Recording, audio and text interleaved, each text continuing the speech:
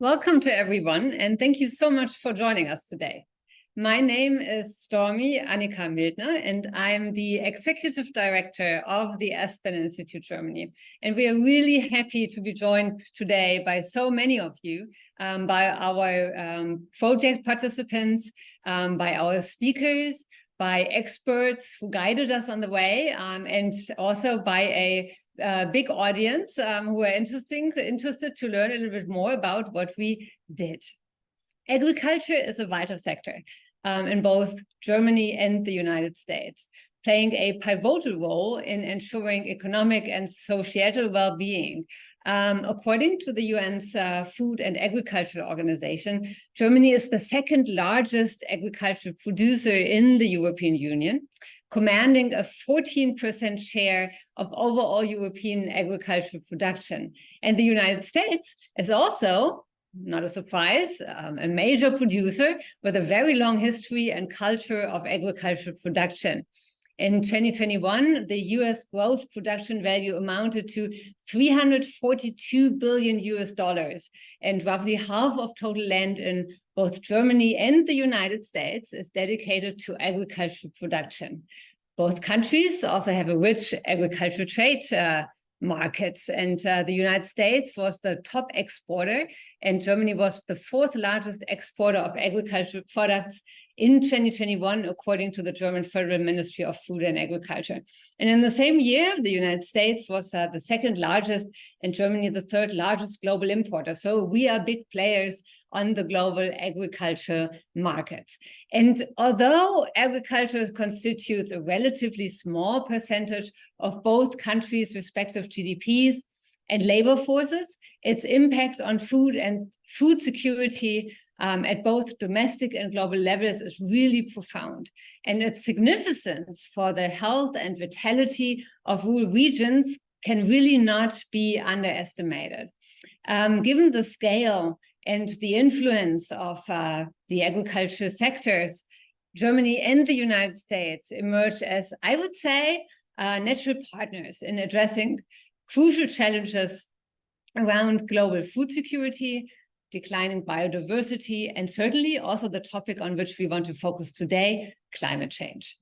And farmers are often on the front lines of the challenges which are posed by climate change. Efforts to improve agricultural resilience to changing temperature and precipitation patterns and more frequent extreme weather events, that is really vital. Simultaneously, agriculture can also help to mitigate climate change. Sustainable agricultural practices hold the promise of minimizing or even eliminating negative impacts, supporting local ecologies, and perhaps even becoming a sink for carbon rather than a source of emission. Regardless of structural transformation in the sector, we really have to focus on social economic sustainability of rural regions. And we have to take this into account along environmental factors. Clearly, agriculture is deeply connected by many of the challenges facing our societies today. And that is why Aspen Germany has invested increasingly on the topic of agriculture in recent years. As you know, or if you are new to the Aspen family, you will get to know us as an institute which convenes decision makers and experts from across fields to address regional and global challenges and also to develop solutions. We in Germany, we were founded in Berlin in 1974, and since then really have promoted value-based leadership, constructive dialogue among also conflicting partners, and Euro-Atlantic cooperation. At the heart, we are all transatlanticists. We not only do transatlantic issues, but really when it comes down to it, we focus a lot on our relationship, Germany, the EU, and the United States through different projects. And one of these projects, which is very dear to my heart, is the US-German Forum Future Agriculture. It's a 2-year project, which is supported by the Transatlantic program of the Federal Republic of Germany and funded by the European Recovery Program, ERP, of the Federal Ministry of Economic Affairs and Climate Action. And the goal really is to promote transatlantic dialogue on common challenges for the field of agriculture and rural regions, and to pave a way forward to a more sustainable agricultural future, and also to a better understanding of different approaches and standards, and really learning from each other. So our goal is also to strengthen transatlantic networks within the sector, but certainly also beyond this. And for this, we brought together German and U.S. farmers from both sides of the Atlantic. And they worked diligently over the last year together to address the issue of climate and agriculture and arable farming in both countries. And our farmers come from the Corn Belt in the United States and from the Eastern Germany. And apart from the farmers, we also brought into the program agricultural researchers and agribusiness representatives. And I'm very, very happy that many of them joined us today. And we would not have been able to convene this project and to put it on the ground without our strong partner, the University of Illinois, who is also with us here today, our partners, and I'm very, very happy. And I will introduce them in a second and hand over to some more welcoming remarks. What our participants also did, apart from meeting a lot online and also meeting physically in Illinois, in Urbana-Champaign, they also worked diligently on policy recommendations in 3 different fields.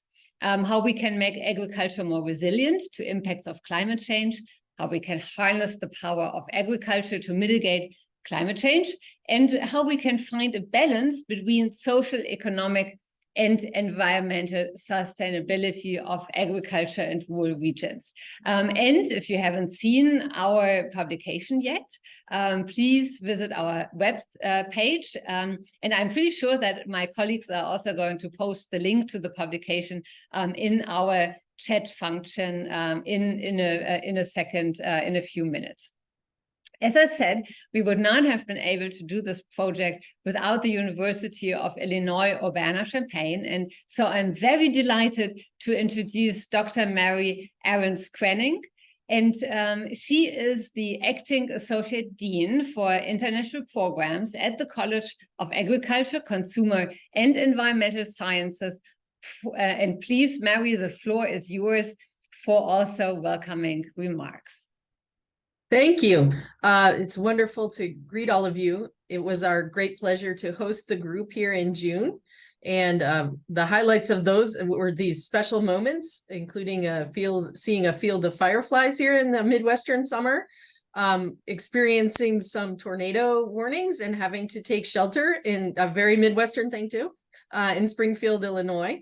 And visiting our facilities and meeting some of our farmers here who are doing truly innovative work in the area of climate change and agriculture. I want to highlight a couple of programs that you can look into on our webpage to see what we're doing. This world-class work here at ACES. We're working to solve the world's biggest problems of food security, addressing climate change, sustainability. So I wanted to mention a few of our programs. We have iCover, which is looking at cover crops, the Farm of the Future, AI farms, and also a program called Listening to Crops, among others. So if you want to go to our webpage and learn more about these programs, you can do so. I also wanted to acknowledge the hard work of our staff who put together a program and helped host the group. So Leslie Myrick is our communications person, Megan Davis, Lauren Karplus, and Neil Benjamin, who I see is posting links to the report. So I want to welcome you to this panel today. And thank you again for choosing us as your partner. And we're glad to continue to work for the next year's cohort as well. Thank you. Thank you very, very much, Mary. And as you mentioned it, we had quite an adventure when we visited you in Illinois, when we experienced a tornado, which actually touched down not far from where we were. And I have to say, all of you managed us and our anxiety perfectly. That was a new experience for us. And when we were at the Department of Agriculture, we just continued doing, or you did your job, giving us information briefings despite the power shortage outage. It was very amazing how you put all that trip together. So thank you very, very much for being such a wonderful partner. And I also, in addition to the Agricultural College, we have also had really invaluable support from the university's EU Center. So I'm also pleased to introduce Dr. Markian Dombanski to you, who is the Associate Director of the European Union Center at the University of Illinois Urbana-Champaign. So Markian, the floor is yours. Well, thank you so much. My name is Markian Dombanski, and I'm the Associate Director of the EU Center here at the University of Illinois. I'd like to just acknowledge all of the hard work that's gone into this initiative, this exchange, and we're so pleased to be part of it because it's one of our key missions is to connect institutions, academics, social groups on both sides of the Atlantic. The EU Center was founded in 1998, and it is a national resource center designated by the Department of Education. It's also a Jean Monnet Center of Excellence, which is designated by the European Commission. We offer an MA in European Union Studies, a 5-year BA MA for our students, and a graduate minor in EU Studies. We also support language study through our fellowships, as well as curriculum in area studies. And we seek, in doing so, to internationalize the University of Illinois and maintain and develop and facilitate connections with Europe. And the EUC does this in many ways, including public outreach through to K through 12 educators in the state of Illinois and beyond, as well as supporting faculty who teach about Europe at community colleges and minority-serving institutions in the U.S. And so, again, we're thrilled to be part of this, and would like to welcome our German colleagues, our American colleagues, and acknowledge, just how interesting of an initiative this is by Aspen Institute Germany and by the College of ACES. So thank you and welcome, and I look forward to the event today. Thank you so much to both of you. And I really can't stress enough how important the Jean Monnet centers are, also in the United States, for fostering transatlantic understanding, and also for keeping interest in the European Union and Germany high on the other side of the Atlantic. So it was really a pleasure to cooperate in this cycle, and we are very much looking forward to cooperating in next year's cycle. And for all students who joined us today, I can only say the university in Urbana-Champaign is just a wonderful opportunity, so check it out. And I can recommend it. I went to high school and not very far away in Farmer City in Illinois, and I can only say it's a wonderful place to live and work and study. And with this, thank you so much for the partnership again. It is now with great pleasure that I introduce our next speaker for the opening input statement. Dr. Ophelia Nick is the Parliamentary State Secretary for the German Federal Ministry of Food and Agriculture.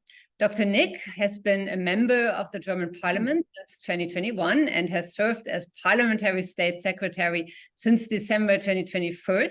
She has been a member of the Green Party for quite a bit longer, since 2010, and worked in the council of the town of Wülfrath, was spokesperson for the district of Mettmann, and served on the executive board of North Rhine-Westphalia. And she has also been a spokesperson for the state-level working group on forestry, agriculture, and rural areas for 4 years. And she really is an expert. She knows what she talks about, and she knows what she works on, because she studied veterinary medicine at the Free University in Berlin and has a PhD in animal protection and animal behavior from the Ludwig-Maximilians University in Munich. So she is a researcher, she is a scientist, she is a maker, she is a politician, and now she is here and part of the Aspen family. So thank you so much for joining us. The floor is yours. Thank you very much, Dr. Mildner, Dr. Ahrens-Kuning, Dr. Dobzhansky, Ms. Bailey, ladies and gentlemen, thank you very much indeed for inviting me and for organizing this most interesting event as part of the U.S.-German Forum Future Agriculture. The transformation towards sustainable, climate-friendly and climate-resilient agriculture is one of the German government's key aims. This transformation, however, is also a Herculean task. We all know that. This is why we all need partners to be able to develop joint solutions. Our two countries are such partners. Our countries have close ties. Our Foreign Minister Annalena Baerbock visited the US 2 weeks ago, which underlined this close relationship once again. We can tell how vital the exchange and cooperation between our two countries are from the fact that we are faced with similar challenges, especially in the field of agriculture. Both in Germany and in US, farmers are suffering due to the ever more devastating consequences of the climate crisis. Droughts, floods, and storms are occurring more frequently and with greater severity. They are destroying harvests and thereby putting food security at risk. And they are jeopardizing farmers' livelihoods and therefore also the vitality of our rural areas. At the same time, the climate crisis is a result of having an agricultural sector that has for decades been designed chiefly or solely to maximize yields. In fact, a maximization of yields that has often had no regards for soil, water, air, biodiversity, or the climate. That has thus been detrimental to the foundations of agriculture production. That even today still contributes significantly to the emission of greenhouse gases, and to global warming with all its dramatic consequences. And that also caused a drastic loss of biodiversity. This is why we must fundamentally rethink the way we farm and produce food. We need an agricultural sector that is climate friendly, that adapts to climate change and thus to changing conditions, that preserves the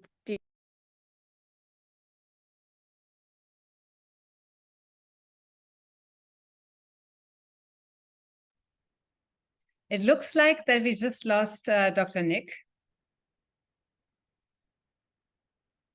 Katja? It looks like she did just accidentally. It seems like she must have something happened with the connection. Perhaps we can move forward with the next set of remarks and then hope that she can join us again. Yeah, this is always the surprises of our digital Zoom world. On one hand side, it's wonderful because it brings us together more easily across the Atlantic. On the other side, it always creates some digital and technical hiccups. So I would indeed follow Katja's guidance. And Katja, just let me know when Dr. Nick is back with us. So it is also my really great pleasure to introduce Jen Bailey to you. And she serves as Deputy Administrator for Trade Policy and Geographic Affairs at the U.S. Department of Agriculture's Foreign Agriculture Service. She also has a very esteemed CV, and I can't outline everything what you have done in the past, but I want to highlight a few of them. So prior to assuming this position in August 2020, You were the Minister Counsel for Agricultural Affairs at the U.S. Embassy in New Delhi in India. And if we weren't talking about transatlantic relations today, I would also love to hear how that was and the challenges which India and the U.S.-Indian relationship is facing, but we just have to do another event for this. You have joined the Foreign Agricultural Service in 1987. You're a career senior Foreign Service officer, and you have served in Vietnam, Mexico, France, and Washington, D.C. And what I've also found fascinating, you are an Illinois native, if I saw that correctly. Yes. Oh, yes, there you go. And with this, I don't think I need to say anything more. The floor is yours. So thank you so much. I'm so excited to have this opportunity to speak with you all today. And I want to start by saying, of course, good morning and good afternoon. It's a huge privilege and pleasure to be able to talk with you today. I hope Dr. Nick is able to rejoin us. A special thank you, of course, to Dr. Arends Koning, the Aspen Institute in Germany, and the University of Illinois at Urbana-Champaign for this privilege and pleasure to talk with you today about harvesting sustainable solutions, transatlantic insights on climate-smart arable farming. But as you mentioned, it's also a special treat for me because I am 100% a product of the University of Illinois in Urbana. I was born and grew up in Urbana. My parents both taught there. I got my bachelor's and master's in agriculture and agricultural economics there. And every time I go back to Illinois, I go to Urbana to visit my lead professor from graduate school, who still continues to teach me to this day. So I have a deep taproot that connects me with the University of Illinois. And that teaching element is what is so impressive about that learning element, is what's so impressive about what the Aspen Institute and what the University of Illinois are doing through having this cohort come together. Because by coming together and talking and learning about the challenges, shared challenges, but also shared opportunities that we have, we can learn and not only benefit our current generation, but we can make a better future for our children and the people who come after us. So again, a huge opportunity. Thank you so much for affording this to me. So whatever side of the Atlantic we find ourselves on, recent world events have made clear the importance of fostering agricultural productivity growth and production practices that focus on innovation, diversification, and producer choice. And all of those things are essential to helping a growing global population have access to sufficient and affordable food. And just before Dr. Nick, at the beginning of her topics, her comments, she mentioned food security. And food security is something that farmers on both sides of the Atlantic and around the world have known about forever. We just don't talk about it. Farmers get up every day and go out into the field and they do their work, and they are among the humblest people in the world. But without our farmers, we do not have that food security. And so for the long-term, joint action to support agricultural innovation and that sustainable productivity growth is necessary to address global food security, but it's also necessary to enhance climate resilience and to reduce agricultural greenhouse gas emissions. And I was able to go through the cohort policy recommendations. I've read them and note that many of the very recommendations that the cohort came up with align with the climate smart work currently taking place in the United States. USDA assists farmers, ranchers, and our forest landowners in adapting and building resilience to changing climates, but while also sustainably increasing agricultural productivity and rural incomes. And that's in line with the cohort's national level recommendation of better balancing environmental protections, profitability, and food security, while also working towards the goal of sustainable farming and energy production. Now, Dr. Mildner, as you mentioned in your opening comments when we first started the session today, farmers are often on the front lines of being affected by and combating the impacts of climate change.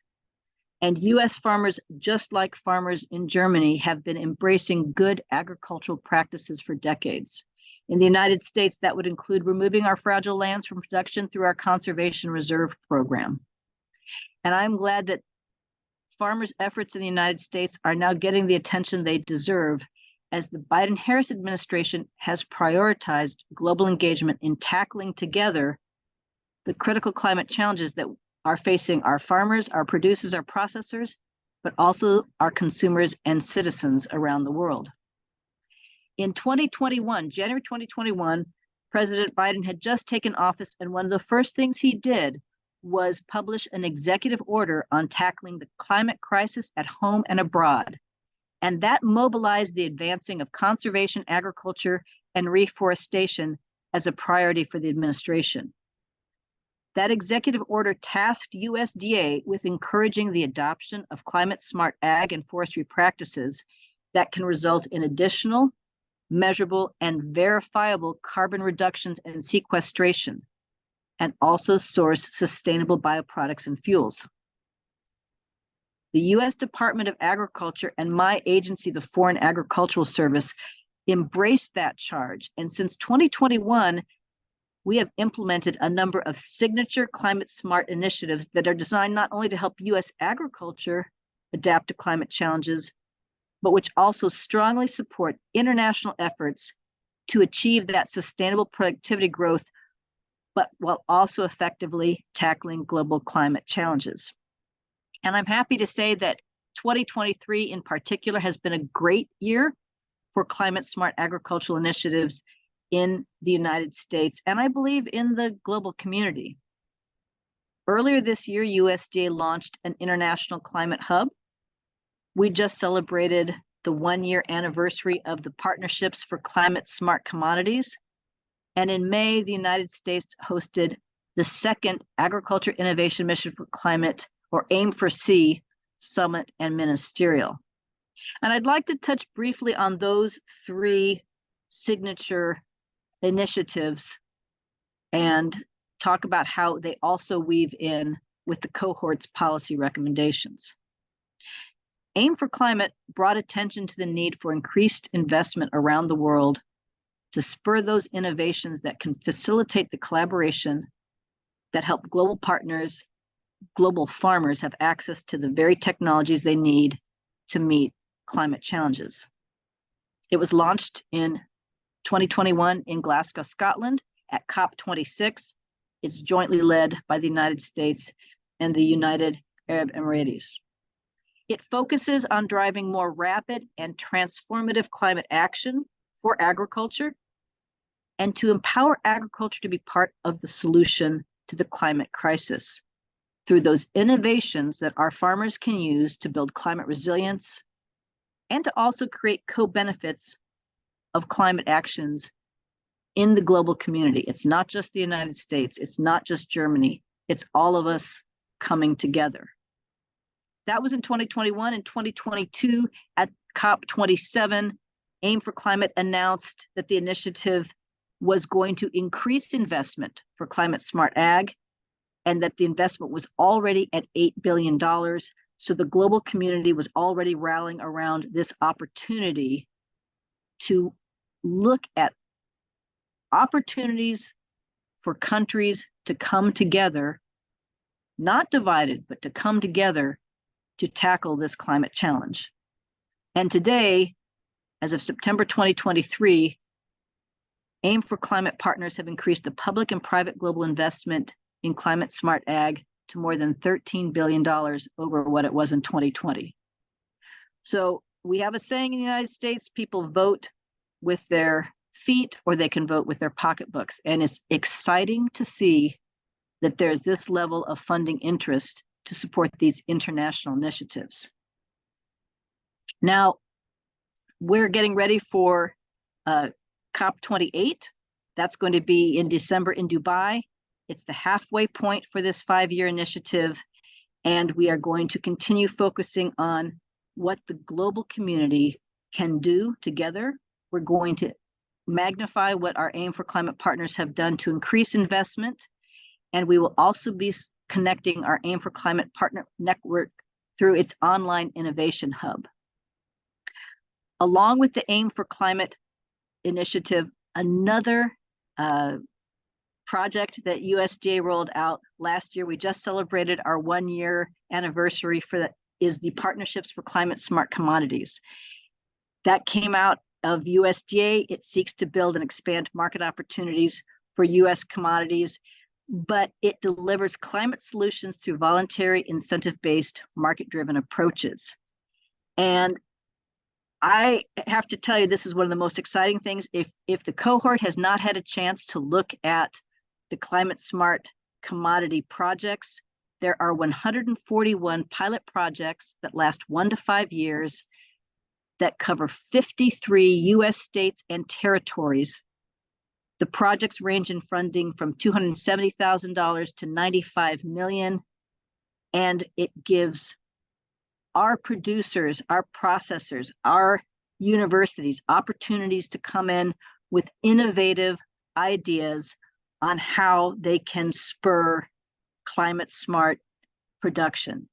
There were a couple of key priorities that were considered in selecting these 141 projects. It was highly competitive, but we looked at projects that talked about how can we have projects that support historically underserved communities, and what are those projects that have very robust plans for the measuring, monitoring, and verification of greenhouse gas benefits. Now, we anticipate, and in reading the cohort's policy recommendations, again, I see synergies here. Through our climate smart commodities, we anticipate that our projects are going to result in more than 60 million metric tons of carbon dioxide equivalent being sequestered over the lives of those 141 projects, which is, that's about the equivalent to removing 12 million gasoline-powered vehicles from the road for 1 year. So again, we just celebrated our 1-year anniversary, but this is an opportunity for US agriculture to learn more, but then also our findings are something that we will be looking forward to sharing with the international community.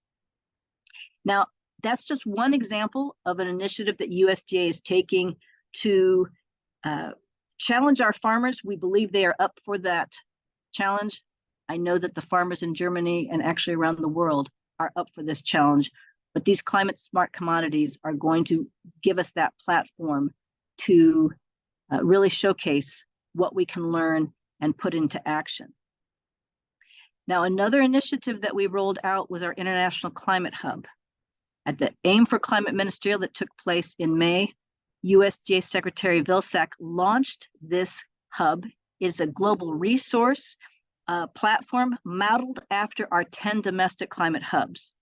And it is an emphasis on global platform to share research, tools, collaborative efforts, and best practices on a global scale, so we can learn from and share our findings, but to improve the world's ability to adapt to climate change and mitigate its impacts. And that International Climate Hub aligns with the cohort's recommendations for encouraging transatlantic exchange of best cases and the evaluation of ag policies, which aim at mitigating climate change. So again, a great many synergies in seeing what this cohort has recommended for its national policy outlook for the transatlantic recommendations and work that we see taking place in USDA and across the United States. Now, we'll share the link for the Climate Hub after this, after these remarks, but I would encourage everyone to take a chance to visit it, because you can learn about what USDA is doing in the international collaborative space on climate smart agriculture, everything from a solar powered drip irrigation project in Tanzania to reducing methane emission in Sri Lanka's dairy sector. It's global, it's a global community. And as we get the feedback from folks, just like everyone participating in this and listening to this session, our International Climate Hub has a chance to magnify those results. So again, I welcome the audience to visit that site. I will share that link after these remarks, but I think it's an important tool that we have in the international toolkit to combat climate change. And I want to pause right there. I don't know if Dr. Nick has been able to rejoin the call. I'm looking at the time. I'm over 10 minutes, but has she been able to rejoin? Yes, she has been able to rejoin. So thank you very, very much. You outlined and underlined how much we can learn from each other. And we are certainly going to look at the Climate Hub and the climate smart commodities. And I'm very sure this is not only going to meet our US farmers' interest, but also our German farmers' interest as a great learning experience. Thank you very, very much. Thank you. And with this, I hand back over to Dr. Nick. I'm so sorry that we lost you, and we are really delighted that you made it back. The floor is back to you. Thank you, and sorry, the technique, but we got used to it. I think I stopped when I told you the advantage of organic farming, and this is why we want to have 30% of organic farming by 2030, and that we are now doing an organic farming strategy in order to reach this goal. And this strategy will include measures along the entire organic value chain to strengthen the organic agri-food sector. And at the same time, it's important to say that the decisive issue is not whether farming is organic or conventional.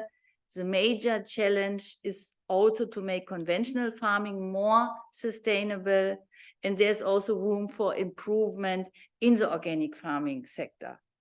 However, organic practices not only mitigate climate change and protect our natural resources and valuable soils, they also illustrate how sustainable production can work out along the entire value chain. And at the same time, they are less vulnerable to crisis as they depend less on, for example, fossil fuels. This is something we have felt ourselves in the current crisis caused by Russia's unprovoked and unjustified war of aggression against Ukraine. The prices for conventionally grown food rose significantly, whereas the price for organically grown food remained mostly stable. This is due in part to exploding costs for synthetic inputs such as nitrogen fertilizer and plant protection products, which are not used in organic farming. The advantages,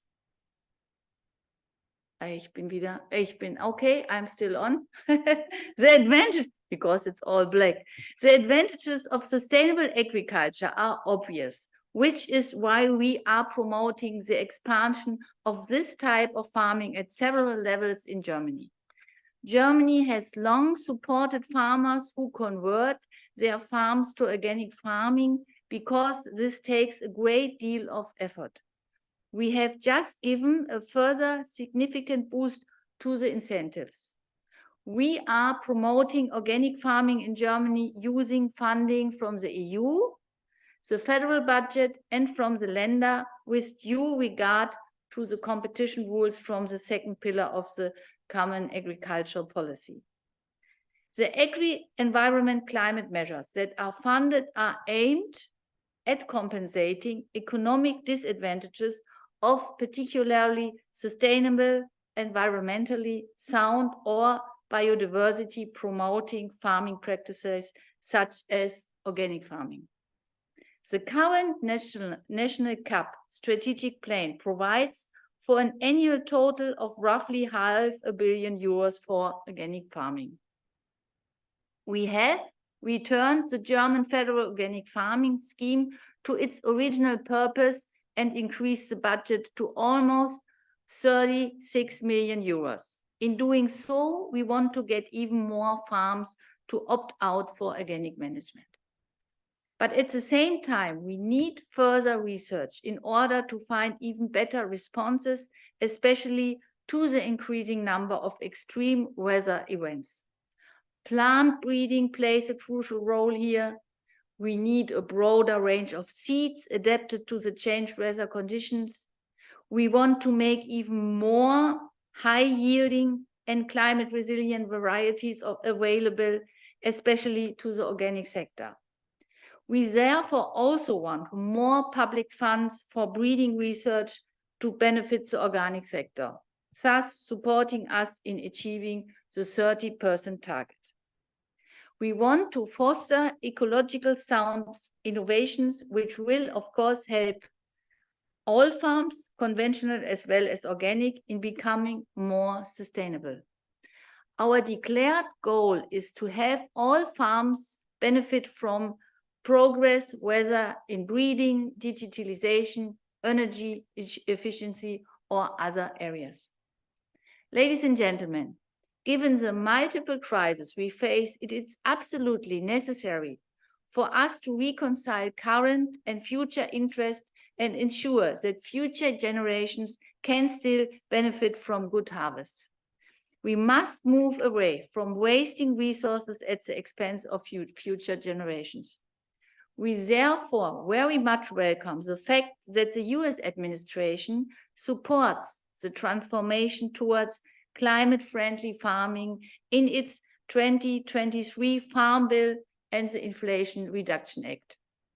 We will only be able to achieve the transformation towards sustainable, climate-friendly and resilient agriculture if we join forces, also because we can learn with and from each other.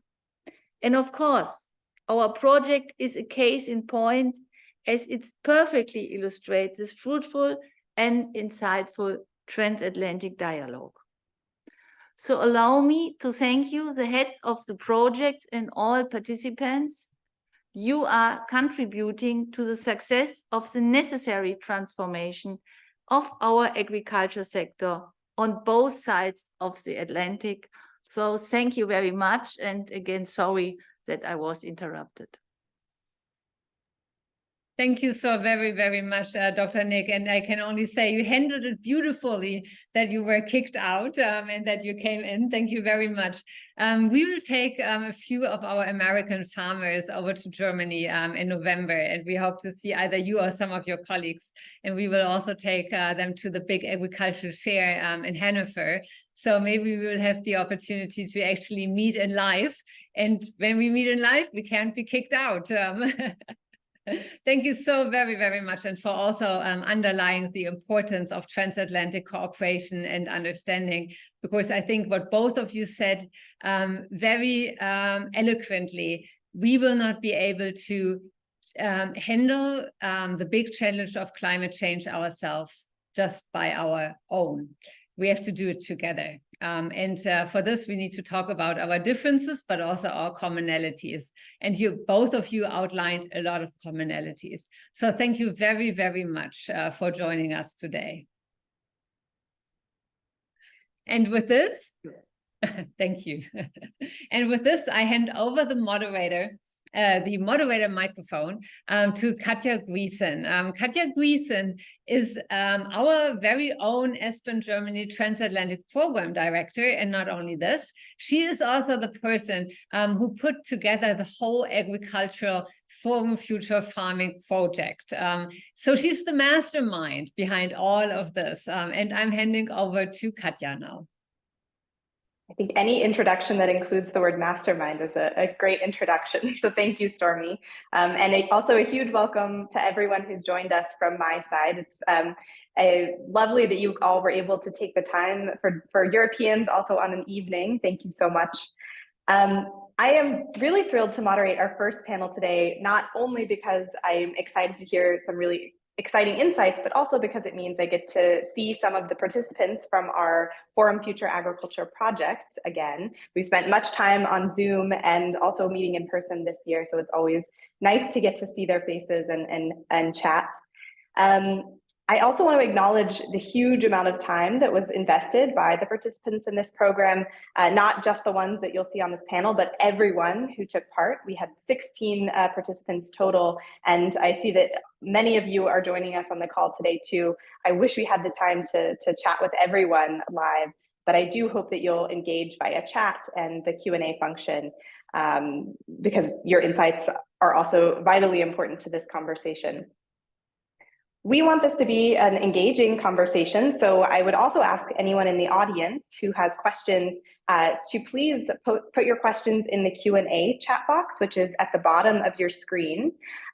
You can also raise your electronic hand if you'd like to ask a question live. We can also pull you in live to the conversation, and we will do our best to get to as many questions as possible. With that, I would love to introduce our panelists. And they'll be joining me here on the screen momentarily. We are not going to read out their full bios in the interest of time, but I know my colleague will post that in the chat momentarily. So first, I'd like to welcome Nancy Brenneman, who is a manager and co-owner of Paddy Ridge Farm in Iowa. She also has a family farm in Illinois. Christian Egel is the head of plant production and organic farming unit at the Thuringian State Office for Agriculture and Rural Regions.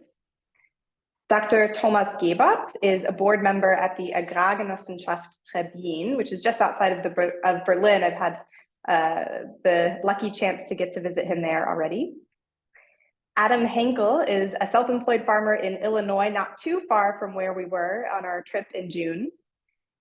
Juliana Horsch is an agricultural specialist at Klim, and also her family is involved in farming. And I'm sure we'll hear a little bit more about what Klim is exactly for those who don't yet know it in a bit.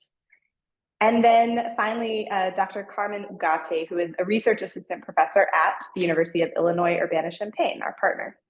So thank you all for joining us. It's lovely to see you all.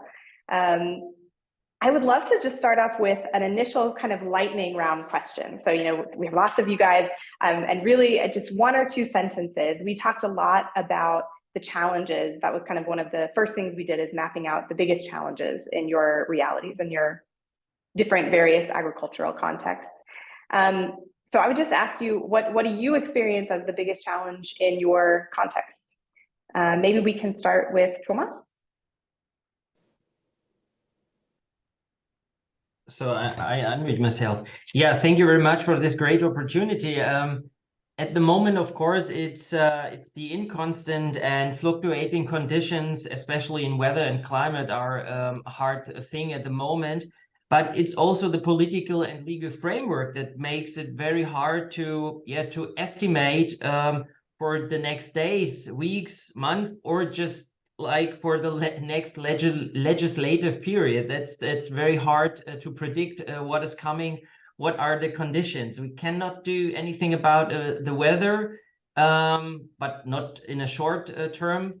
But we are, I think, able to work on the framework we are farming under, and this is what this exchange is all about. And so I'm very glad to be here. Great. A little more than two sentences, but that's okay. We got a good gist. I'll hand it to Nancy. Good morning. For me, the biggest challenge is the drought and hot weather on top of dryness. And as Dr. Nick mentioned, we don't yet have the advances in plant breeding to give us corn and soybean varieties that are able to withstand the excessive dryness in particular. Thank you. Christian, I see you next on my screen. Yeah, hello.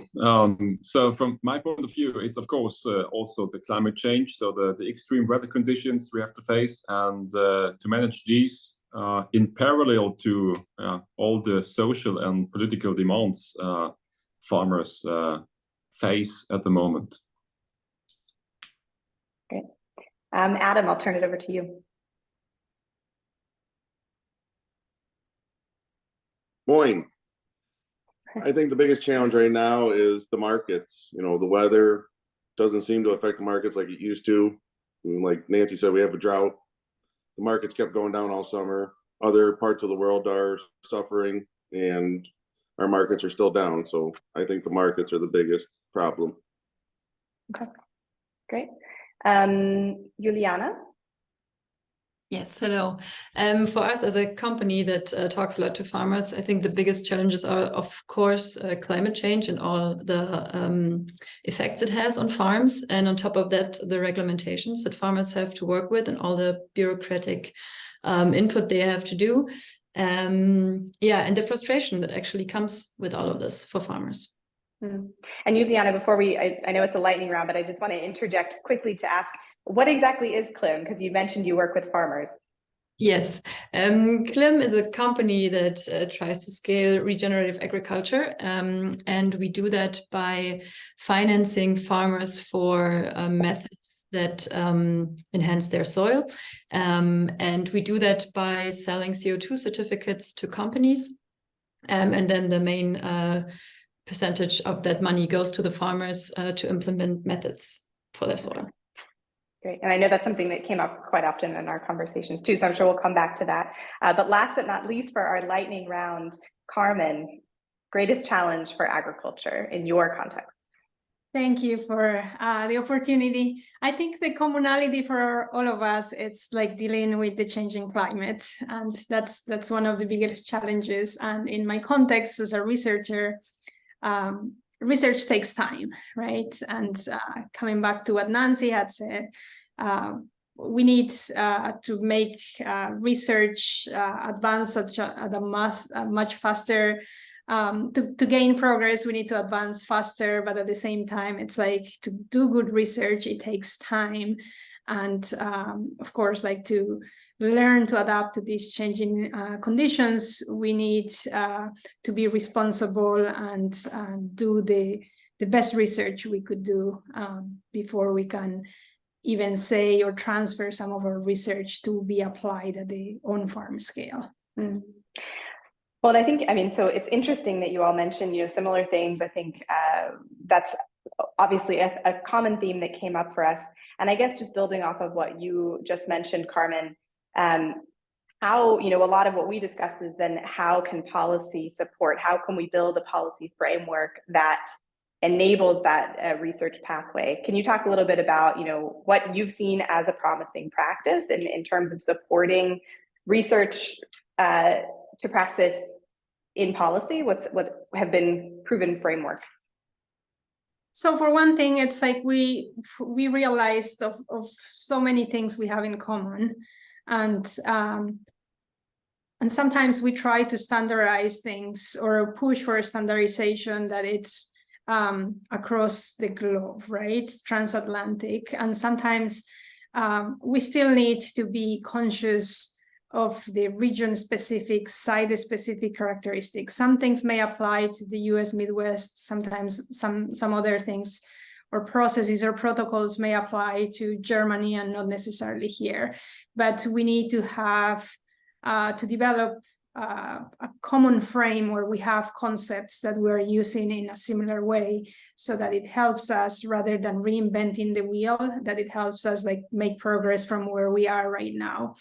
A lot of the efforts right now in the US come to support regenerative agriculture, and this is an example that I'm trying to give. And somebody earlier mentioned that farmers have been doing regenerative practices for a long time, right? It's just like we came up with a new concept, and sometimes we try to say these are new practices when in reality they're practices that have been used for a long time, but like we need to package them in a way that help us measure or to get to measurable outcomes. And when we talk a lot about carbon sequestration, we need to be able to measure how these practices are impacting carbon sequestration and so on and so forth. Mm. And that's an excellent point, and something that I think was very apparent to me throughout the conversations too, was how much conversation went into defining what is sustainability, what are regenerative practices. I think we had a very specific conversation trying to figure out exactly how to state that so that it would apply to everyone. Nancy, I'll kind of turn to you then, because I would love to hear what you took from those conversations. Carmen saying it is important to come up with these standards.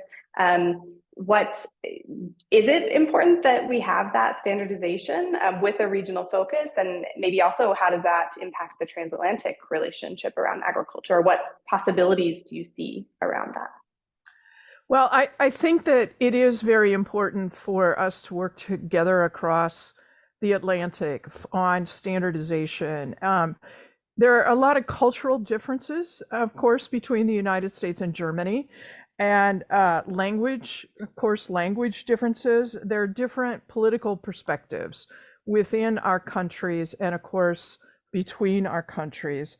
And in order to have these meaningful conversations, I think it would help if we all work toward at least having a common vocabulary, dictionary, glossary of terms that would help us as we can dig deeper and delve deeper into our common challenges, and it would help us, I think, to be more effective in coming up with workable solutions together within our nations and between our nations. Sure, that's a good point. And I think, it also highlights that although we started off this panel with a question where you all pretty much had, quite similar answers in terms of what are the greatest challenges for agriculture, that is not to say that all of our conversations went off without any kind of debate or controversial discussions. Juliana, what did you experience as kind of some of the biggest points of discussion or debate within developing these recommendations in the process? Honestly, it's exactly the topic that you just mentioned, the different terms and what we think of them. That came to mind like the first second, because I think there's so much different understanding of certain terms, and we all use them in different contexts. And I think that's actually very harmful for these terms, because we need them to go in one direction, kind of, because otherwise everyone's talking about someone else and they can actually misuse it in some kind of way. And we need to have a certain understanding to actually reach those goals, I think, and use them in the best way and to actually go in one direction.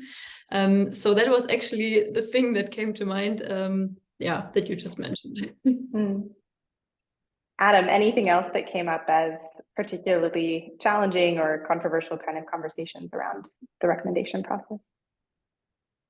That's been the problem with this whole thing, is the first 2 or 3 people get all the good points, and then you're left with the crumbs to clean up at the end and come in and try to have some words of wisdom. But no, I mean, it's been just that learning curve between the 2 countries. And I think the biggest takeaway is if we can get 2 powerhouses like Germany and the U.S. to come together and agree on some things, we can get the rest of the EU and the rest of the world to come along with us. Yeah. I think one thing also that was interesting that came up quite a bit, and something Carmen actually already mentioned in our conversation today, was the regional specificity element. And, in this project, we obviously looked to regions in Germany and a region in the United States that had similar structures and similar, the agriculture was comparable to some extent, but there were obviously some clear differences. Christian, I guess, what did you see? What did you notice as the biggest differences between Thuringia and the Corn Belt? What policy recommendations came out of this process that are most relevant to Thuringia? So to do your first question, the biggest difference is, of course, for example, the crop rotation. So the production system is completely different compared to the European Union, or especially to Thuringia, for example.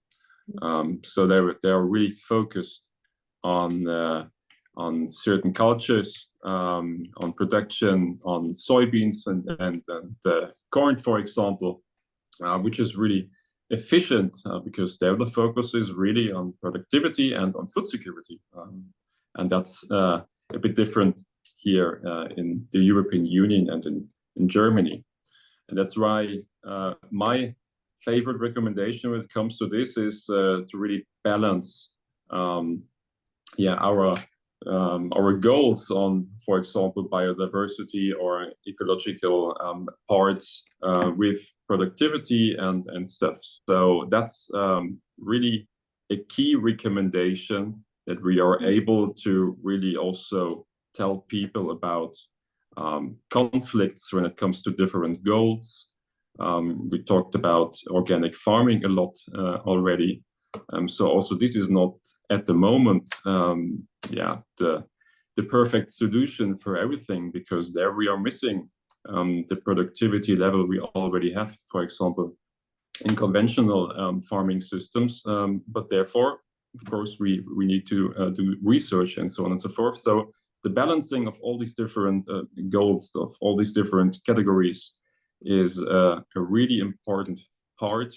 Also, when it comes to manage all the demands I already mentioned from politics and especially society. So what they expect is sometimes a bit a bit up. So we really have to tell these people how side effects are there. And that's something actually I noticed, that comes up also within the recommendations, is this promoting understanding or knowledge sharing between rural and urban areas. I think maybe for people who aren't involved in agriculture, they don't necessarily they're not confronted with that perspective as often. And we know that I believe it's less than 2%, maybe even 1% of both U.S. and German populations are actively involved as professionals in the agriculture field. So I think those worlds can feel quite separate. I guess, can you tell a little bit more about what you mean by the demands put on agriculture? What demands do farmers in Germany, for example, feel from the public? It was already mentioned. One of the demands is to use less pesticides on our fields, to use less mineral fertilizer, for example, to have a better footprint when it comes to carbon dioxide, for example, and it's always in relation to soil health. So that is one of the demands we are facing. And another example from a demand from the society is, for example, that we have to focus more on biodiversity. But then, of course, we are missing productivity. So these kinds of demands we have to face at the moment from society and from politics. And we have to combine them somehow with the given conditions and with possibilities we have to also ensure food security. Yeah. I think too, one of the things that you mentioned at the beginning and in your lightning round, Thomas, was this pressure of policy and having the bureaucratic processes. Can you tell us a little bit more about how that impacts your daily work and how you think policy can be better designed to eliminate some of that, uncertainty that you mentioned? There we go. As we've seen it, we relatively quickly come to common ground in all our discussions, because there is nearly the same obstacles for farmers in the US than in Germany. And the politics are always give their direction and the direction where they want the farmers go on. But they often do not hear on the really demands out on the fields, what the farmers are really need. And so we have two strings that developing separately. So there's the wish of the politics, how farmers should develop their daily work and their output and all these things. And on the other hand, there is the agricultural reality we have facing all the day. And there is a lot of aiming conflicts, to say, that make it really, really hard for the farmers to get the right decisions. And that is the problem. There are a lot of conflicts where the farmers have to decide for what he will do this day or the next day. But even before he is doing this, he know that there is the population, the politicians, or whoever is saying you're doing this, what you're doing wrong, on the wrong way. And this is some kind of hard thing. So I think we have to get together. We should come more together, like these forum to exchange from the practical farmers to the legislative people, to the scientific workers. And I think this is a really chance, a really opportunity, but it is done too less. I could give you 100 smaller everyday examples, but this is the question every politician or who is really interested in this should easily come to the next farm and watch it, hear it, maybe feel it. Well, that's the invitation. So anyone out there who needs a visit, we have it on the table. Maybe I can turn back to also a U.S. perspective on that question of the politics of it, and how does policy making, how do the policies impact you? Maybe Nancy, let's turn to you. What does that look like on the U.S. side? Well, I think it completely different scenario than what Thomas outlined, but I had thought back on some of our most spirited debates actually as we were working on our policy recommendations is how to implement policies that achieve public goals and yet they don't impede the initiative and the innovation of farmers. And I think that this is what Christian and Tomas have shared. We need the really thoughtful work on unintended consequences. And this is where letting farmers be involved in thinking through how the policy implementations are going to impact them, because we really do not want to, not only we don't want to hamper initiative and innovation by farmers, but we also don't want to hamper their ability to manage risk and to manage their farm businesses to optimize their goals.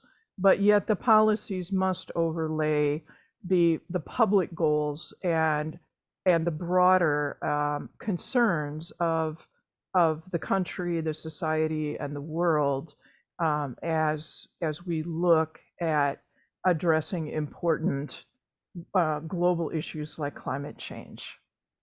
Yeah, that tension, it certainly, that was not just within our group, obviously. It's something that is kind of at the heart of the issue, but yeah. Thank you for so eloquently outlining that. I do want to remind folks in the audience that we do have a Q&A box. So if you have any burning questions for our panelists, you can also click on the Q&A box at the bottom of your screen and we'll be able to see those. You can also raise your little electronic hand if you prefer to ask a question live. I have many questions, but of course I want to give others the chance as well.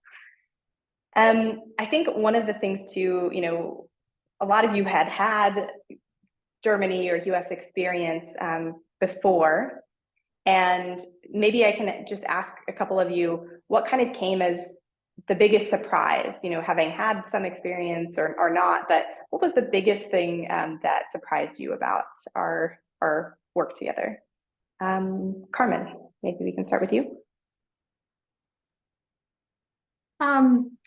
So the biggest surprise to me was the amount of communalities we have, and I wasn't expecting that. I know that you were choosing regions that were similar, but as a soil scientist, where soils vary so much across the globe, I was expecting a similar amount of variability in our ideas, in our issues.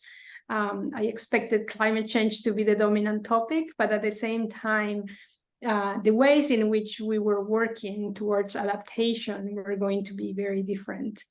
And that was a surprising good realization that we had so much in common that we could also discuss and put ideas forward to work together. Any other big surprises? I believe, Thomas, you said, I've known you that you have something to contribute to that question. Yeah, thank you. Christian actually started it a little bit, and for me it was despite all the common ground, the definition, or better the perception of risk, especially concerning crop rotation, that was the biggest difference I perceived. Because while in the US, or better said in Illinois, they were majorly growing two crops, corn and soy, and they did it on a really perfect level. Our colleagues there see a widening of the crop rotation as a possible risk of loss, because if the other crop is failing, they see this is a loss, and they just simply concentrate with all their entire knowledge on their specialty, and it works quite fine.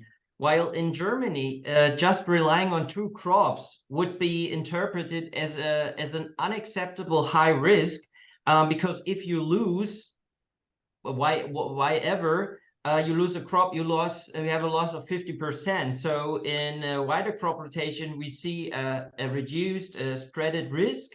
And this was a really interesting thing. I'm not about to judge this, but it really impressed me, because the different interpretation of risk, the different interpretation of entrepreneurship, that really makes businesses or that gives businesses, farming businesses in Germany and in the US, a different starting motivation somehow. This was really, really interesting for me. And this is one of the major things I take out for me, that we not just have to focus on the scientific things, but also from, as Nancy mentioned it, a little bit the cultural background. That is, I think, really important to bring this policy recommendations into a living thing.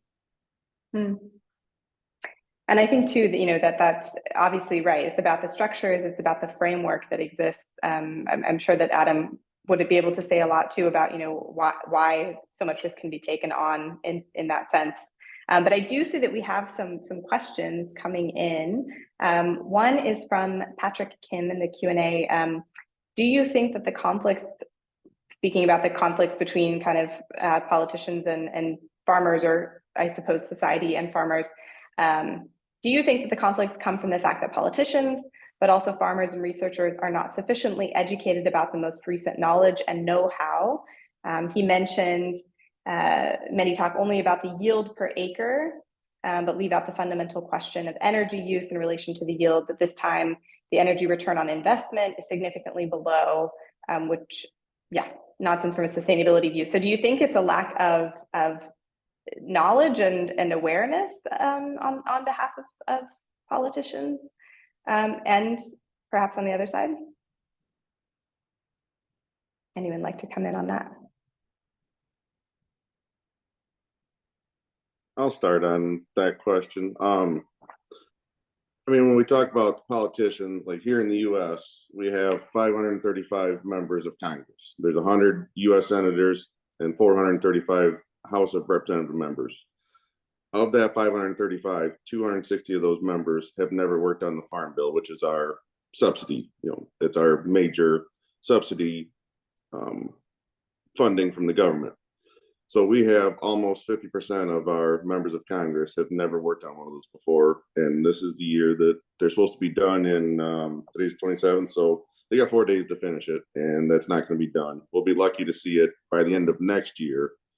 But I mean, there's a lot of education, not only between our politicians, but our farmers too, because I've got neighbors that still think they got to turn every inch of soil black and farm the way we did 300 years ago. And they don't understand why we cover crop, we no-till, we strip-till. They can't understand then when a storm comes through and their stuff blows down and mine's standing beautifully and I get through the weather. There's just a lot of education that needs to happen yet. And as far as the energy thing goes, I mean, I know ethanol has come a long ways, and that is a positive energy return now. I think it's one of the few green energies that is on the positive side, but each little step we can take and every little gain we can make, it's a positive for farmers worldwide. Thanks. Anyone else like to comment on that? Or Yeah, maybe. Excuse me. No, please go ahead. I partly agree that in history or in the last decades, the limiting factor for agriculture was just the farming area. So I think the comparison was, of course, focused on yield per acre. But I think as long as we talk about the CO2 level is rising in the atmosphere, I think we should futurely include the CO2 emissions and the CO2 balance of our production. So I see this as a need for development in models, how to judge the efficiency of farming systems. I think this is a right right thing to focus on in science. Well, and I think that, I see another question that's popped in here too is about innovation, essentially. And I think that becomes also a hurdle is farmers have to know how to implement technologies. That takes a lot of additional knowledge on behalf. It's changing the role. It's changing professional requirements. And the question from Martin Sebastian Ahle is, what are the biggest hurdles to implement new methods and technologies in agriculture, like climate-friendly production methods, and what instruments are needed to overcome these? And I think maybe that's a good question. I mean, it's a good question for all of you, but maybe we can also turn to Juliana, because I know in your work, you're specifically focusing on trying to get farmers to implement changes. So what do you see as the biggest hurdles to that? Yeah, there's a few. I think one very important one is how something is presented to a farmer, like a new innovation or a new concept or whatever. And once you try to push it onto them, like a one-fits-all solution, it's almost impossible to get any farmer to be motivated for that. So I think it is very important to see and to have the freedom as a farmer to choose what works for you and your farm, because it's always different. And we talk to a lot of different farmers, and I can go to one and he's excited and it works for them, but the neighbor, it just won't work for him, just because it's so different. I also think a different topic is costs. That often a lot of practices just cost more money, especially in the beginning. And that's a hurdle that a lot of farmers see. And it's, it takes some time for certain methods, for example, to actually lower the costs per acre. And that is something that needs a lot of explanation and needs the opportunity for a farmer to try things. I also think that's an important part, because you need to be able to experiment and have the opportunity on your farm to experiment different things. And that's not possible for every farmer, depending on the economic situation the farmer is in. And I think how we can change it, or how we can, what instruments would help is, for one thing, to have very different options and to present them to farmers in different ways, and respect that farmers have different opinions and different practices they work with. I think that's so important to have a two-dimensional thing going on there, and have a discussion before telling a farmer that this method is better for them, because farmers work with the soil and they work on the farm and they know best what works for them.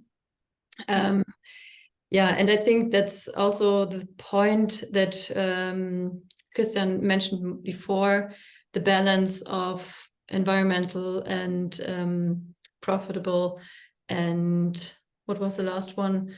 Food security. Social. That I think it needs to be in balance, and it's very important to show that you don't lose profit because you implement something, and that it's a positive thing and it benefits your economic value instead of taking away from it. So also a little bit changing the narrative of environmental friendly methods being negative for your farm, like on an economic level, to changing it into a positive input. But again, I think that's coming back to, again, the ability of agricultural producers to bear risk, and how can the framework support that again. Carmen, you also work with farmers quite often on the U.S. side. Does it look different from your perspective? It's very similar in a way, because I think agriculture in general, and because of our subsidy model, we've been putting a lot of emphasis on maximizing production rather than optimizing it.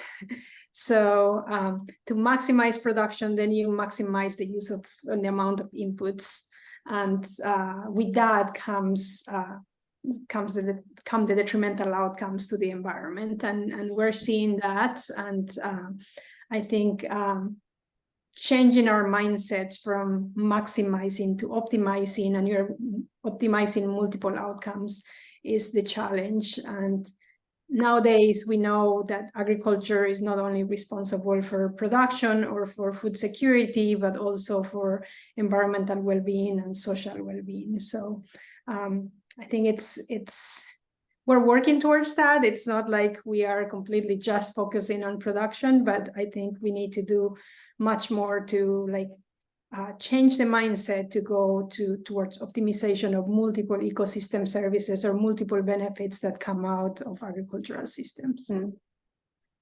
Yeah, that's a great point. And I think another point that we raised in the recommendations is compensation for those services, right? So for those in the audience, you'll have to read our publication to find out more, because we don't have time to dig in fully there. But I see one other question that I would love to get to. I know we're a little over, but I think we started a little bit later, because this is an obviously very complex question about the crop subsidy structures. But I think maybe if we can have one person from each side give a brief insight into what does that look like. I know, Adam, you had mentioned the Farm Bill. Maybe one of our U.S. participants wants to just give a general summary of what crop subsidies look like on the U.S. side, and then we'll take it from the German side before we start to close up. Nancy, I see you thinking. I see the wheels turning. So on the U.S. side, the policies have switched from providing direct price supports to one of the biggest and most important parts of Farm Bill is crop insurance.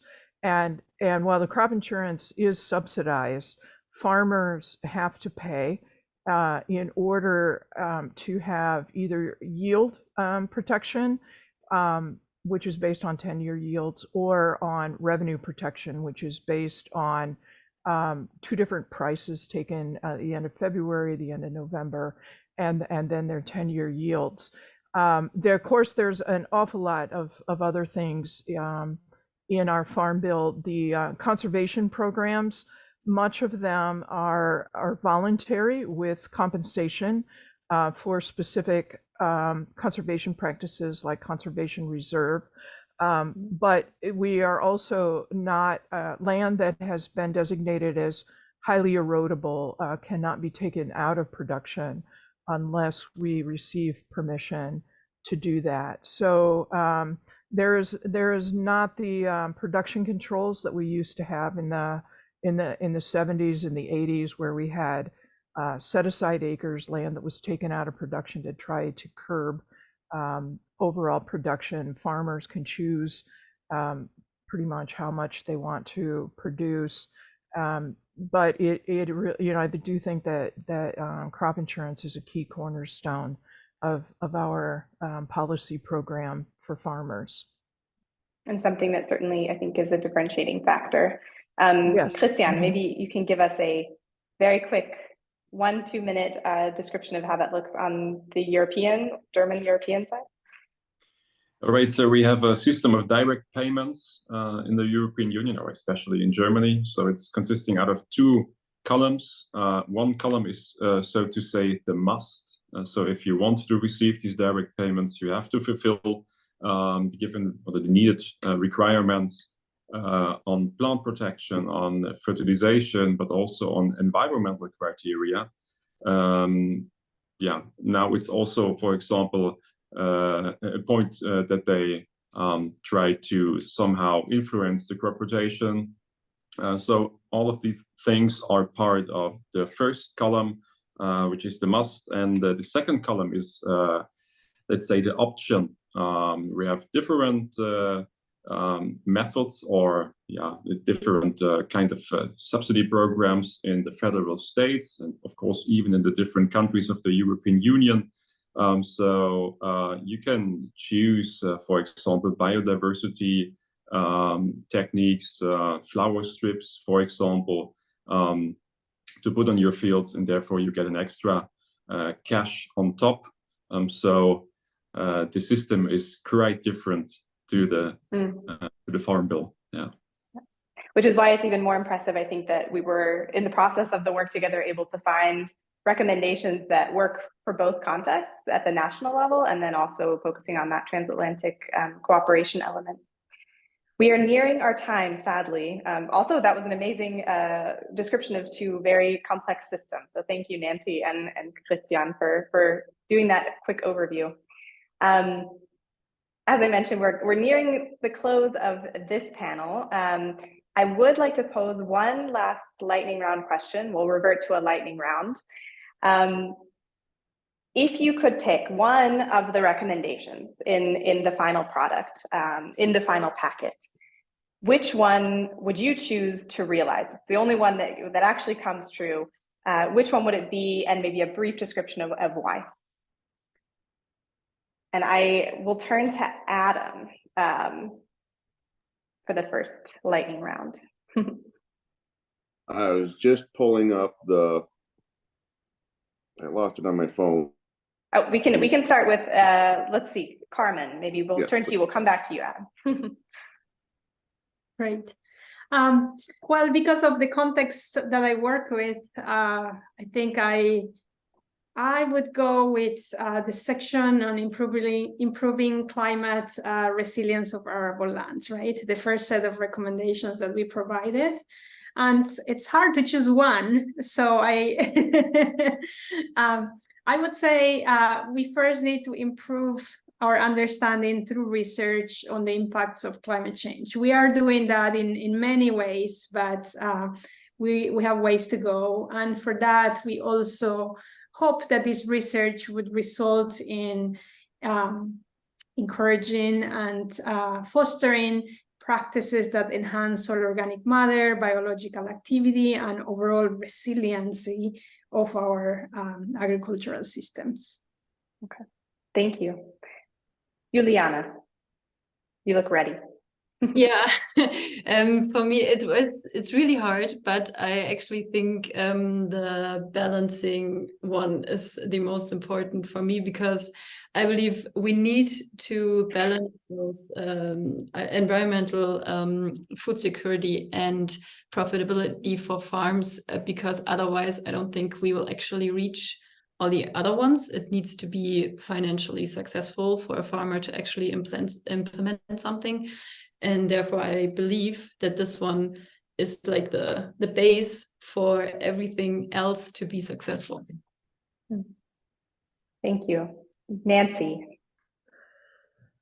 We had so many great, I am really proud of the work that we've done and all the great recommendations that we developed. I would like to highlight the ones that focus on the social fabric and the rural communities. We have some great recommendations I encourage people to study about improving rural infrastructure and not only broadband internet, but also access to healthcare, daycare, cultural improvement, and cultural, things like libraries and music programs and things like that can really enrich, that's the word I'm looking for. And I also,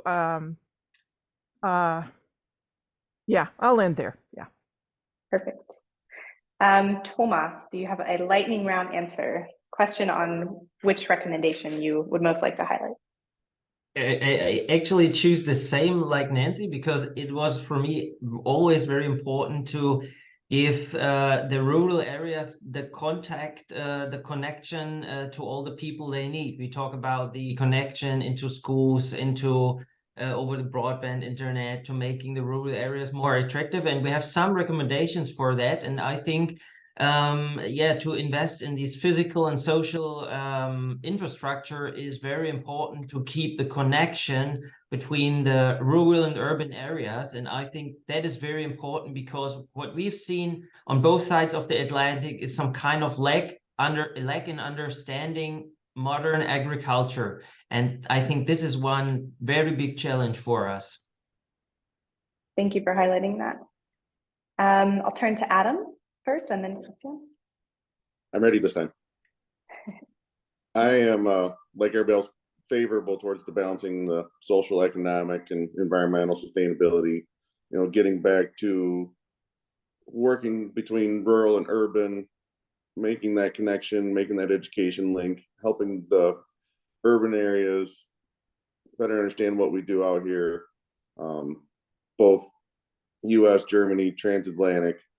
I had a politician this last spring when I was in Washington, D.C., make a comment about like our farm bill and subsidies that way, that full bellies don't want to fight.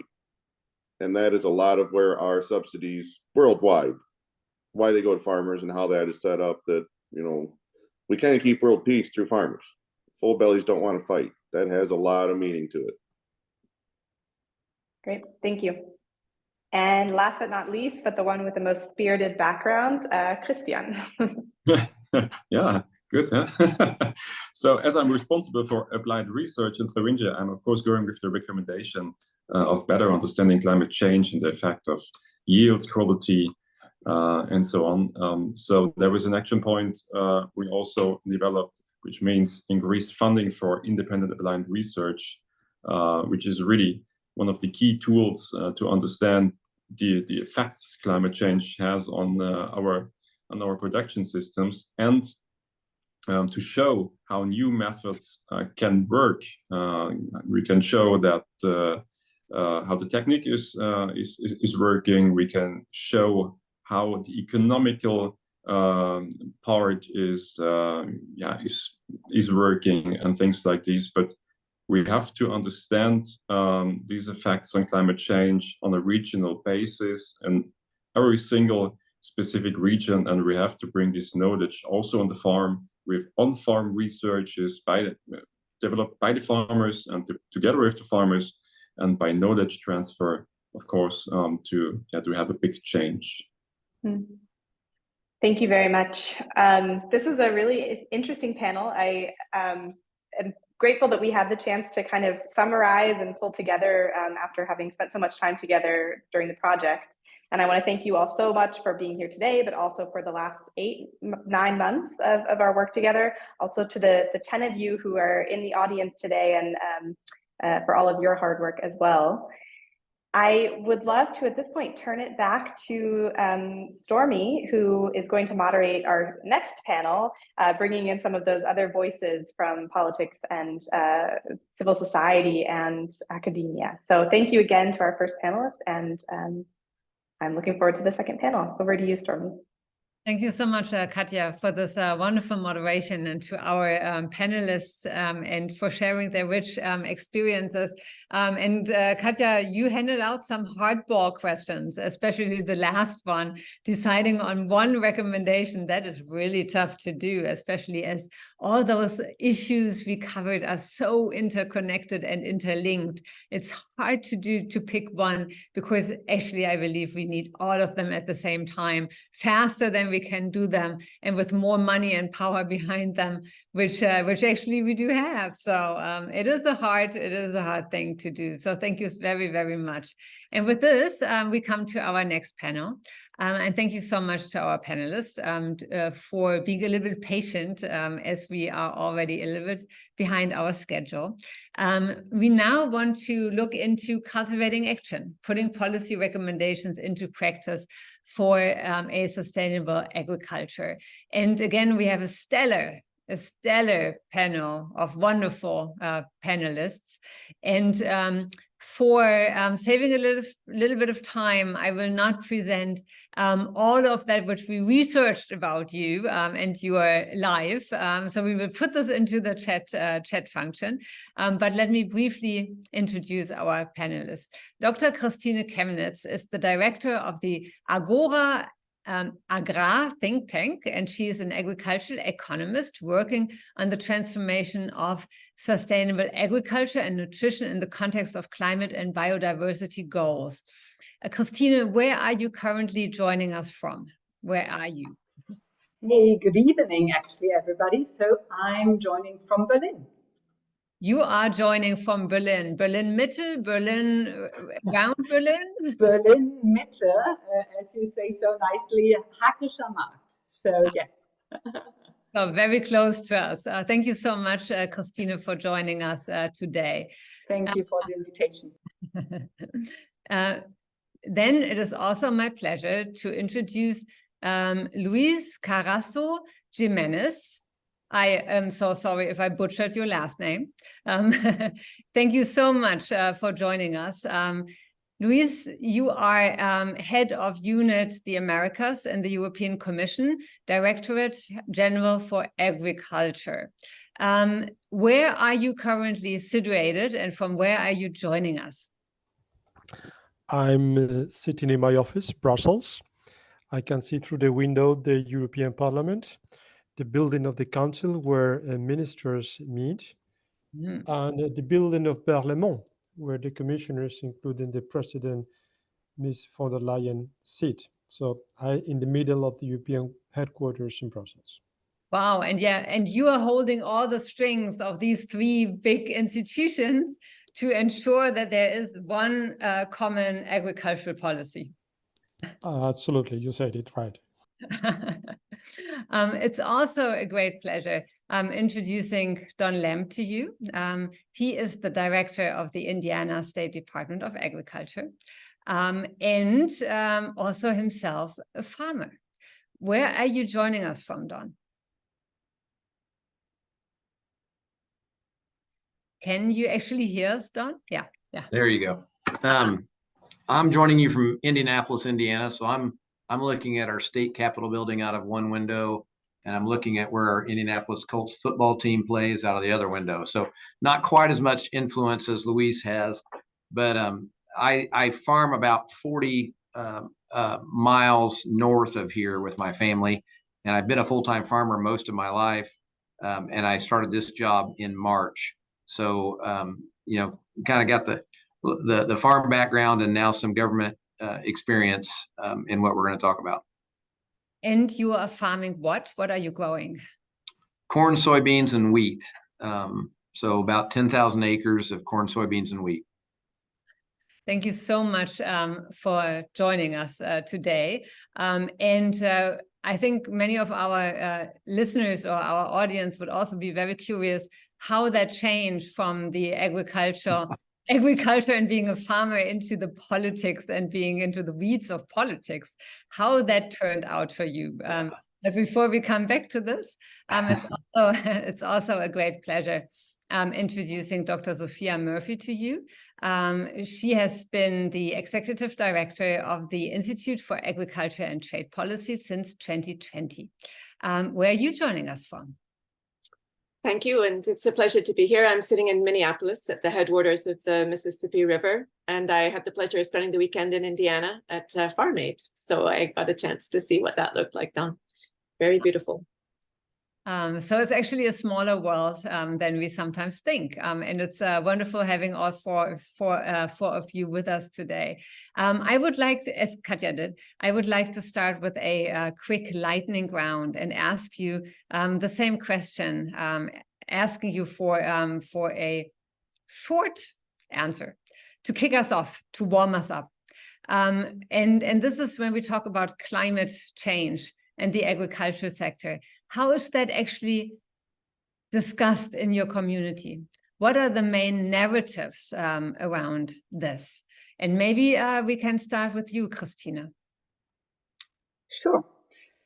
So since we are working on the link between science and policy, we are actually having a lot of different debate about climate change and agriculture. On the one hand, the question, how can actually agriculture and the food sector contribute to a climate neutral EU in 2050? And there pretty much is about what are the most important levers of decreasing emissions from the agriculture and food sector. And these are two, actually. In Germany, it is re-wettening drained peatlands. So just to give you an example, only 7% of the agriculture area in Germany is on organic soils, on drained organic soils, but it releases 40% of the emissions from agriculture and agricultural land use. So it's huge. And so re-wettening organic soils and peatlands is absolutely important. Second most important part we have to talk about is decreasing our meat consumption. So nearly 40% of our emissions in Germany related to the agriculture sector are coming from livestock consumption and production. So this is massive and it's not easy. So we need a different food policy. People want to eat meat, they should eat meat, but they should eat less meat and differently produced. And so this is about mitigation. Secondly, adaptation. Obviously, it is about different arable farming. It's about different farming methods. It's about keeping the soil covered. It's about keeping carbon in the soil is super important. And as well, the whole question of do we have enough water for farming in the different regions? So actually, this is the most important topics we are talking about currently. Christine, if I throw a follow-up question at you. So in your community, on balance, what do people believe? Does agriculture have a positive impact or a negative impact with regard to climate? In my community, there's a common understanding actually that agriculture contributes to greenhouse gas emissions. So, and this is pretty much common sense from a scientific perspective. Obviously, most residual emissions, actually, when you look at all the models, the future models on climate neutrality, most of the residual emissions come from the agricultural sector and from food. And this is okay, but in my community as well, there's a common sense on agriculture can contribute to climate neutrality, and we can reduce the emissions from the agriculture sector. So, and additionally, there's this perspective of we have to support the agriculture sector in doing so. So we need the right policies. Thank you so much, Christine, for specifying. Let's jump over the Atlantic. And let's jump to Dawn. And I would like to ask the same question to you. How is the issue of climate change and agriculture discussed in your community? And what does your community think about the contribution of agriculture to climate protection, but also to climate change? Yeah, it's a huge topic. It's very much accepted that climate change is here and it's real and it's a threat. And yes, agriculture has a piece to play in that. And a little bit like what Christina said, some of that is just common sense. As we produce food, we're obviously dealing a lot with the resources that we have available to us, and how we use those is a big deal. So it's part of every conversation in our agricultural world around us. right now. You don't have a meeting of farmers, you don't have a meeting of agricultural organizations without talking about climate, without talking about how we can do things different, how we can do things better. So I guess the short answer is it's a huge talking point. It's a huge topic. And, definitely what we're talking about today makes a lot of sense to add to that conversation. Thank you very much. Luis, you are as you explained to us, you are in Brussels, right in the middle between those different institutions. Same question to you. How is it discussed? I think problems are basically everywhere. Understanding of the problems may differ slightly according to the regions and the actors involved. I could present things a little bit differently as compared to Sophia, but I don't think that's a part of the discussion, and this is something that may come later. If I could like maybe to stress one idea, which is basically about the difference, which looks important, but at the end of the day is not such, is that climate and climate smart agriculture, it is at the center of the American conversation on agriculture. And this has been demonstrated by the speakers in the other panel. It's climate smart agriculture. I think that we as Europeans, we tend to be a little bit more sophisticated. Some others, they call that they are more complex and not necessarily difficult. I'd let you choose the words. But we are thinking, I think, at agriculture and the relation between agriculture and the environment in a more holistic way. For us, in the Common Agriculture Policy in particular, and some of elements have been explained by the earlier speakers of how this Common Agriculture Policy is implemented on the field. It is not only the impact of agriculture in climate, which is there and which is admitted, and we are coming up with measures so that member states can tackle this effectively. But it is not only that. It is about biodiversity. It is about landscapes. It is about the protection of groundwater. It is about keeping vibrant rural communities in regions of the European continent, which otherwise are in the verge of becoming a desert. This is, I think, the approach that the European Union is putting forward. Climate is there, it's a part of the conversation, but I think it's a little bit broader. In the sense of being broader is more complex and a little bit more complicated. I said that it was different in the presentation. In the content, when you go down to the reality, maybe it's not that different. On Monday, 2 days ago, we had Undersecretary Bonny from the USDA here in Brussels, and we spent the whole day talking to him about these kind of things. And we may elaborate later in the discussion why the US and the European Union are talking to each other on those issues. When you go to the real content, at the end of the day, the subjects and the matters are very similar. And possibly what in the US is understood as climate smart agriculture is not only climate. And we don't call it climate smart agriculture, but climate is at the very core of our concerns. So maybe big differences in terms of the labeling of the policies, much more coincidence in what comes to the real problems that have to be tackled. Thank you very much. And last but not least, Sophia. Maybe to throw in a few more things, I would say from our community perspective, one was that the climate world was very slow to see agriculture and understand its importance. We've been working on it almost 20 years at IATP, but at my institute, but in terms of certainly the international conversation, and of course, the US conversation was generally slow on climate more broadly, but ag has been slow to come in, and then agriculture has this complicated role in relation to both being seen as a way to absorb other sectors' emissions, but then having its own emissions that it needs to cut. And then also there's many forms of agriculture and they're not all the same. So a lot of the measures coming in now for climate are based around improving poor practice that exists. And so the long history of better practice doesn't have any interest or stake in that. It's not rewarded or recognized. So the climate conversation has complicated, I think, it's been a huge impetus and necessary, but it's complicated the attempt to build more resilient practice on farm, which, as Luis was alluding to, involves how you treat water, how you deal with soil, a whole lot of things that farmers on both sides of the Atlantic have been grappling with for a very long time without talking about climate change, without needing it to be about climate change. So one of our challenges is how to educate climate world about agriculture, how to get agriculture thinking about the opportunity that's there, but without embracing measures that are pointed very specifically at emissions and maybe neglect their landscape task. And then finally, this need to step back. You are not going to get resilient farms if we don't look at the whole system. And so we'll get to that with trade. But there's a lot of other actors in that system, the input providers.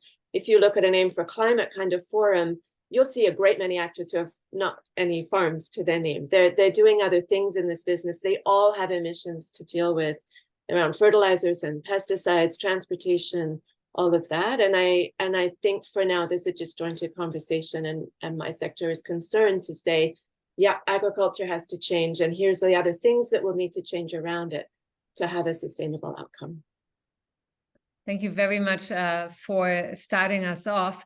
What I would like to do with you, the four of you, is first of all, stay a little bit with the challenges and also the interplay between those who implement on the ground, literally, and those who make the policies. And then I would like to later on come to the transatlantic dimension and also the trade dimension. So I would again like to ask all four of you, we heard from our farmers, from our participants, the multitudes of challenges they are facing. May it be more extreme weather events, high temperatures, droughts, but they also mentioned financial issues. They also mentioned transformation. They mentioned knowledge. They mentioned research. They also mentioned labor issues, however. So farms seem to be facing a gazillion challenges at the same time. From our keynote speakers earlier today, we heard the political view, and policymakers also seem to face quite a few challenges when dealing with agriculture. So how do we reconcile all of this? How do we make a good package out of this and overcome those barriers? And I would like to start with you, Dawn, because you perfectly combine both worlds, the policymaker world and the farmer world. Yeah, well, I don't know that I can perfectly combine those worlds, but I'm probably more still the farmer than the policymaker. That's for sure. So as far as that goes, I really agree with what you said. There's so much to think about right now. So many different angles. There are a lot of challenges. And when I think about most of the things that we deal with on the farm here, I really come back to education as a really big piece of that. And I take it back to the university systems and the land grant universities here in the U.S. that have provided so much to farmers, and they're a trusted source of material. So when we look at making changes on our farm, here we are going to look a lot more towards what's the truth, what's right, what's something that we can kind of put some research behind and say this makes a difference, and then do it. And so when it comes to, on that farmer side, I would say it's more towards doing the right thing based on the knowledge that you've got to do it, rather definitely not on the regulatory side. If there's a carrot, farmers will follow carrots better than the stick. But definitely, if you can make it to where it's just the right thing to do and it's understandable, anything to do with soil health right now is very accepted by American farmers and U.S. farmers. Whatever we can do to improve soil health has so much effect on all these other things that we talk about. So there's an example of something where if we can get farmers to really be concentrating on that aspect of their operation, it has some natural effects down the line environmentally and how we use resources and things like that. So I guess I go back to that and say education is really, really important to farmers, and farmers here are pretty independent. And but that doesn't mean that we do what's right just for the bottom line all the time without considering what we might be doing to the environment or otherwise, which I think sometimes seems to be the light that people put us in, or it feels like that anyway. Thank you very much, and also for using the carrot and stick picture, or the regulation or financial support picture. I am going to translate this into, and that with this, I want to hand over to Christine again. How do we get good? How do we get at good policies and actually then also implement them on the ground? First of all, at least for Germany, I would say, and most probably, Luis, you can say some words for the EU. Actually, we know what we should do. I would say the scientific evidence on how agriculture should adapt to the climate crisis is actually, from a scientific perspective, pretty much common sense. We know the most important levels. And currently, at least in Germany, and I would say this is true as well for the EU level, policies just don't deliver up to that. So what we need to do actually, especially when supporting farmers in these multiple crises, they need long-term security. And like following this picture of the carrot and the stick, I think really a lot of carrot is needed, because you need to set the incentives right, and not only for tomorrow, but really long term. So what you need to do is develop future scenarios. Where do you want to be in 2050 with our agriculture sector? What can be achieved? And then you can, shift and shape the policy system. And for example, we have the Common Agricultural Policy. We talked about that. We have a lot of money in the system. We should spend it wisely to support our farmers in delivering public goods like biodiversity protection and mitigating greenhouse gas emissions. I talked, for example, about rewetting peatlands. This is a massive challenge for farmers. It changes so much, the whole cultivation practices. You need to farm on wet peatlands afterwards. And what you need to get paid to do that, at least for a certain amount of time. So there needs to be a climate premium for something like that. But from my perspective, all this is at the table. It's just very difficult for politicians, obviously, to take these decisions and say, yes, okay, we step in and go in this direction. So what I would say is, what farmers need, they need long-term security, and they need policies they can rely on, and not only for tomorrow. And maybe one last sentence, sorry, Stormy. Overall, I would say that, the combination between resilience and mitigation, obviously, in the farming sector is something which there are a lot of synergies to gain as well between biodiversity protection and climate mitigation and climate adaptation. So this is actually great. This is already a benefit. And secondly, one other thing is that the demand for biomass from non-food sectors will increase tremendously in the coming years. This is not necessarily something I would say, hey, this will be easy. It will increase the pressure on land tremendously. But if we will shift the whole industry to climate neutral, which obviously the EU wants to do and Germany wants to do, they will demand increasingly biomass from the agriculture and from the forestry sector. So as well for that, we need to find answers that farmers benefit from that and don't, get thrown out of the market or from their land due to that. Thank you so much, Christine. You threw some hard balls at Luis, I think. And do you agree, Luis? Of course. How can I not? I think that the big difficulty of this discussion is, as Christiane said herself, we know how to move forward. The issues are not new. The big difficulty is to find the right measures in terms of policy making, so that we can accompany the change of our farming sector in the European Union. The US is intending to do exactly the same in their own manner. I always make the comparison between the US and the European Union because I think it's relevant also for this conversation. The US, one of the things that when we exchange with our colleagues in USDA is that they don't like the regulatory approach.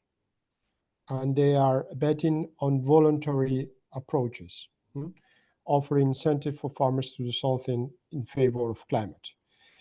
We are doing both things. We are more regulatory than the US in the sense that we have certain commitments or requirements that our farmers have to comply. But we are also playing the voluntary ball or the voluntary game.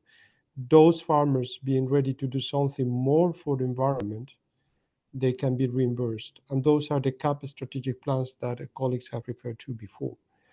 So the dosing of regulatory only against a bit of regulatory and a bit of voluntary, that's one of the main differences between the US and the European Union in terms of making our respective farming sectors evolving towards climate sustainability, climate neutrality. But let me tell you something, when you also asked Stormy about the challenges, and I shared all the challenges that have been mentioned by earlier speakers. But generation renewal is something that has not been said as is essential for the European Union farming sector. Maybe not so much for the US, but the US is not far from that either. If you want to keep yourself young for a long, long time, you be better a farmer in the European Union. Until the age of 40, you are considered to be a young farmer. I don't think that the age of 40, anywhere else in the economy, you are considered to be young. We have a situation in the European Union where 2/3 of our farmers are above 55. So we are moving forward with our farmers to do something that is completely different to what their parents did. But we need to make sure that we have a sufficient number of farmers still farming the land, because the option of not farming the land, whereas may seem attractive in some specific cases, would be a disaster in economic and climate terms as well. So finding the right balance in the equation is very, very difficult. And this is, and I'm finishing there, this is the reason why in the new Common Agriculture Policy, a lot of flexibility of leeway has been devolved to the member states and to the regions in decentralized countries, such as the case of Germany, so that at the end of the day, the local authorities are enjoying from much more flexibility than in the past to decide on the specific measures that will be proposed to the farmers against the objectives that remain common at the European Union level. So, Sophia, do you agree? It's not an issue of that we don't know everything. We do know everything, and we also know what we should do, but we have trouble doing the right thing. I think broadly, so two things on that. One is I think there is a fear, maybe that's not so much the transatlantic conversation, but a lot of uncertainty globally about what we have been counting on and how it will continue. So the very large grain growing areas of the Americas are also very much affected by climate change and changing weather. So if you look forward and project, I think one of the things I have noticed is that if you start to make suggestions about how you would change the way production happens in North America, there's immediately a concern that that might mean less food and that might mean hunger. And then there's a whole conversation about what we grow and how we use the land and how much that is even contributing to the food security that was alluded to at the beginning. So I would broadly say, though, it isn't about just science, obviously. There's a lot of money in agriculture. There are very highly profitable firms. They tend not so often to be the farms. And they have a lot of vested interest in not making the changes that would force them to pay more to the labor that they hire in their operations, that would force them to account for the emissions that are in their value chains, but maybe not on the factory that they own. So we see a lot of the challenge to good climate policy in agriculture. As I said earlier, it comes from outside of this conversation between and among farmers and among governments. And it also comes from where is profit concentrated, and is there enough money in the system where it needs to be for the change to happen? So how are we thinking about that? It's been a challenge for a long time, but I think it's just too relevant to ignore. And linked to it, I think, are our productivity measures. So as long as we continue to say that we have to be productive according to a measure that is externalizing environmental cost, externalizing even the right to a decent wage, and then at the same time we're saying, but think about your water, think about your soil, think about this, we're not going to really reconcile what we need to do.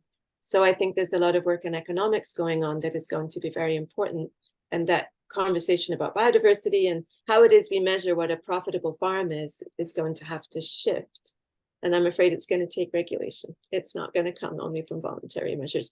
Partly as a fairness thing, we have to raise the bar for all, and then we can have incentives to do better. But the communities drinking tainted drinking water, the future farmers who want to farm but won't have soil fit to farm, there's sort of obligations that go beyond. So I think both for fairness, that people need a common starting point. That's the kind of a trade principle as well, right? That we want to level that. I think regulation is how that happens.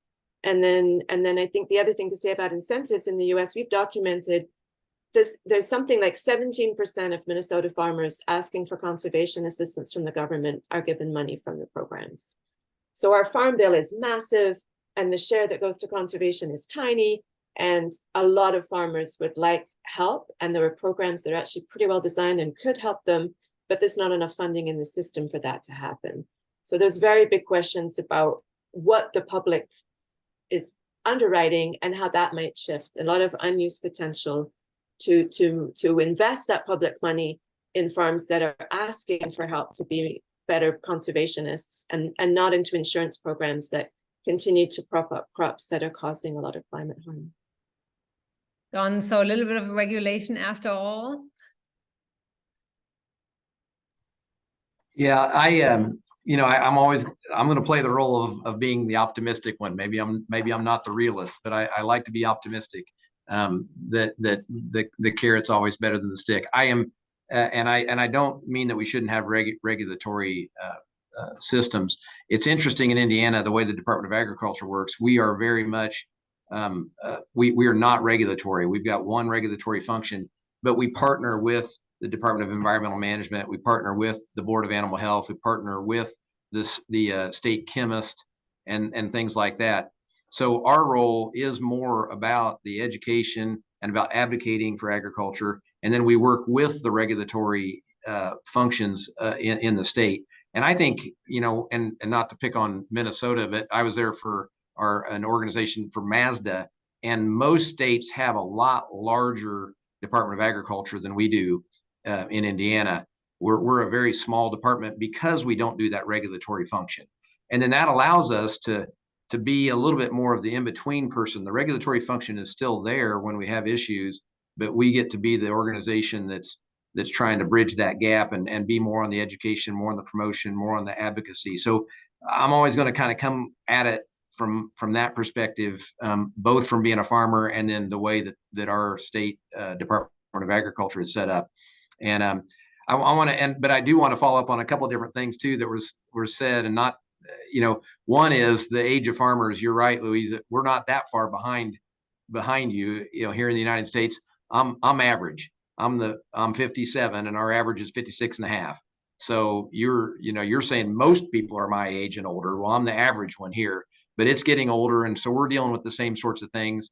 And it's a big issue.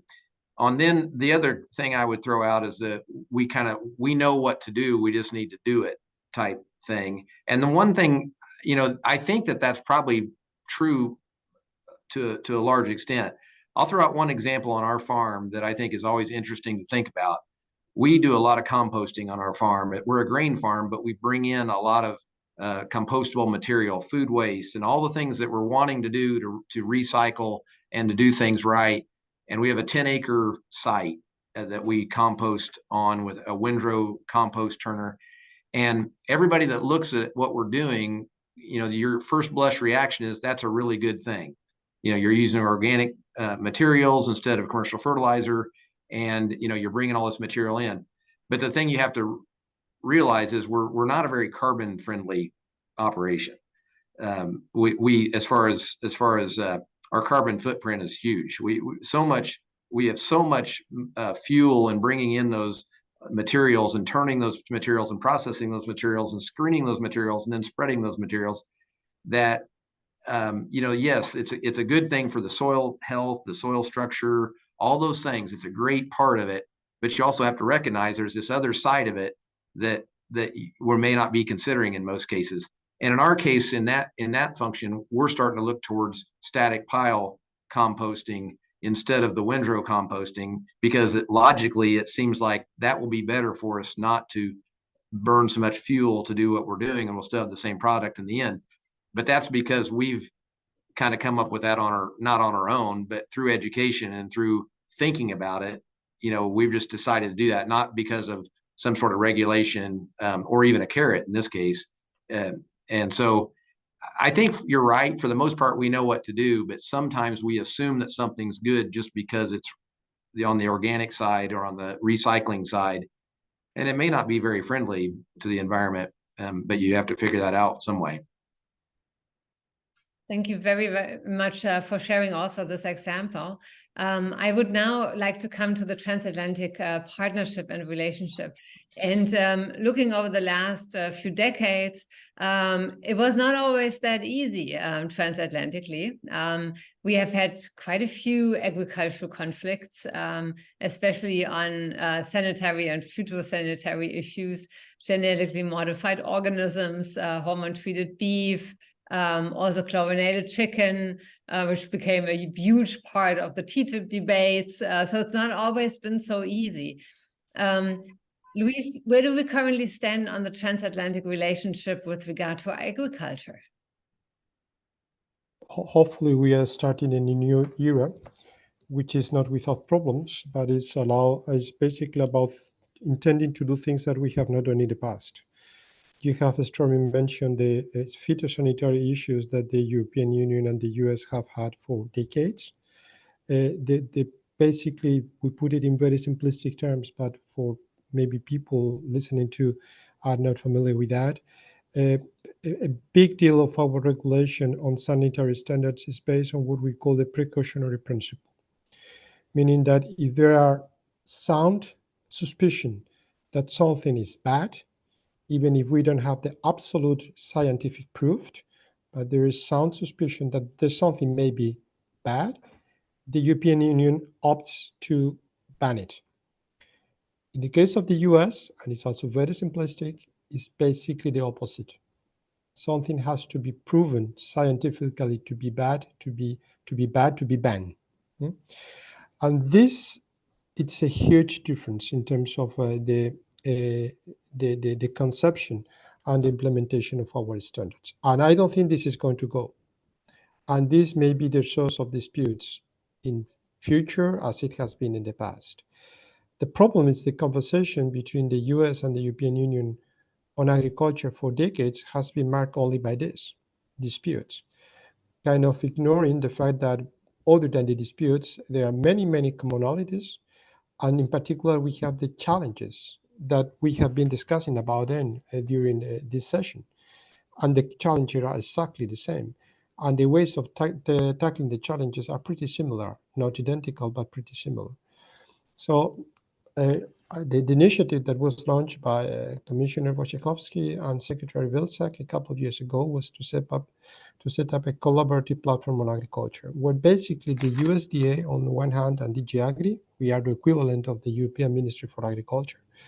We organized sessions to discuss policy matters. And this is being very, very productive and very, very interesting. In some cases, the academia are invited to participate when we discuss, for instance, about feed additives, which is a big discussion. And feed additives can play a role in mitigating the gas emissions from livestock. And again, here, the approaches of the US and the European Union are different, to the point that, surprisingly for some feed additives that are used in the European Union to reduce the emissions of methane from livestock are not allowed in the US. This is technical discussions that we have, but we have basically also discussions between policymakers in the USDA and the European Union. I said at the beginning of my intervention that on Monday, Undersecretary Bunny spent the whole day with us, And we had even had a technical webinar with his colleagues, and he was based here in our premises in Brussels. This is something that would not have happened a few years ago when there was no conversation at all.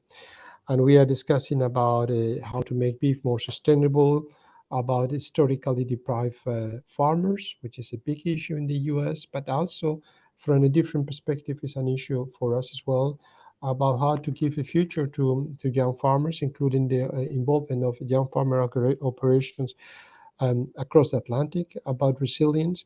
So how is this leading us, or where is this leading us to? I really don't know, but I can note, and that this is something I wanted to share with you, that the conversation on policy issues between the respective agriculture authorities of the US and the European Union is taking place for 2 years.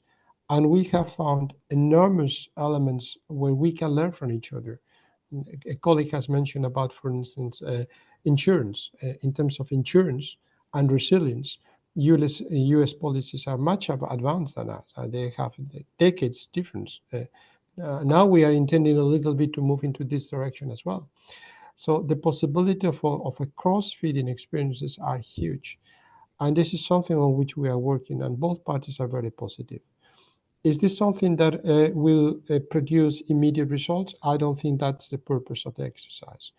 But the purpose of, for instance, when the European Union is thinking about how to improve the tools that are being available to European farmers to cover the risk and to get insurance, that we can benefit from the experience that we are getting direct hand from the US counterparts, who knows about that much more than ourselves. So I think moving into this phase, which is not easy, it's going to take years because there is a lot of suspicion on both sides, is something that we are intending to do for 2 years. And this is the Collaborate Platform on Agriculture. I can give you the website, and it is regularly updated, and there, I mean, you can share a little bit with the audience the kind of activities that are taking place in this context. Sorry if I was too long. Thank you so very much. That was really great. I also wanted to remind our audience that they can write in questions, and Thomas already did. And I would also like to ask the same question I did to Sophia, where we currently stand in the transatlantic relationship. But I also want to throw Thomas' question at you. And he's asking about the precautionary principle. And if the risks are always ranked higher than the opportunities, maybe that is also a question Christine can pick up on when I hand over to Christine next. Sophia. I'm not the expert. My understanding of the precautionary principle is no, it's meant to be an assessment, not to be all risks outweigh any potential benefit.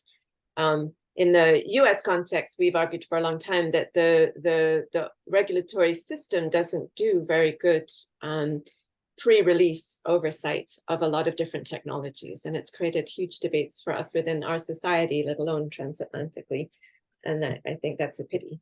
But it's not always the answer to have more. But I think definitely a discussion about the trade-offs, a larger conversation about trade-offs would be helpful.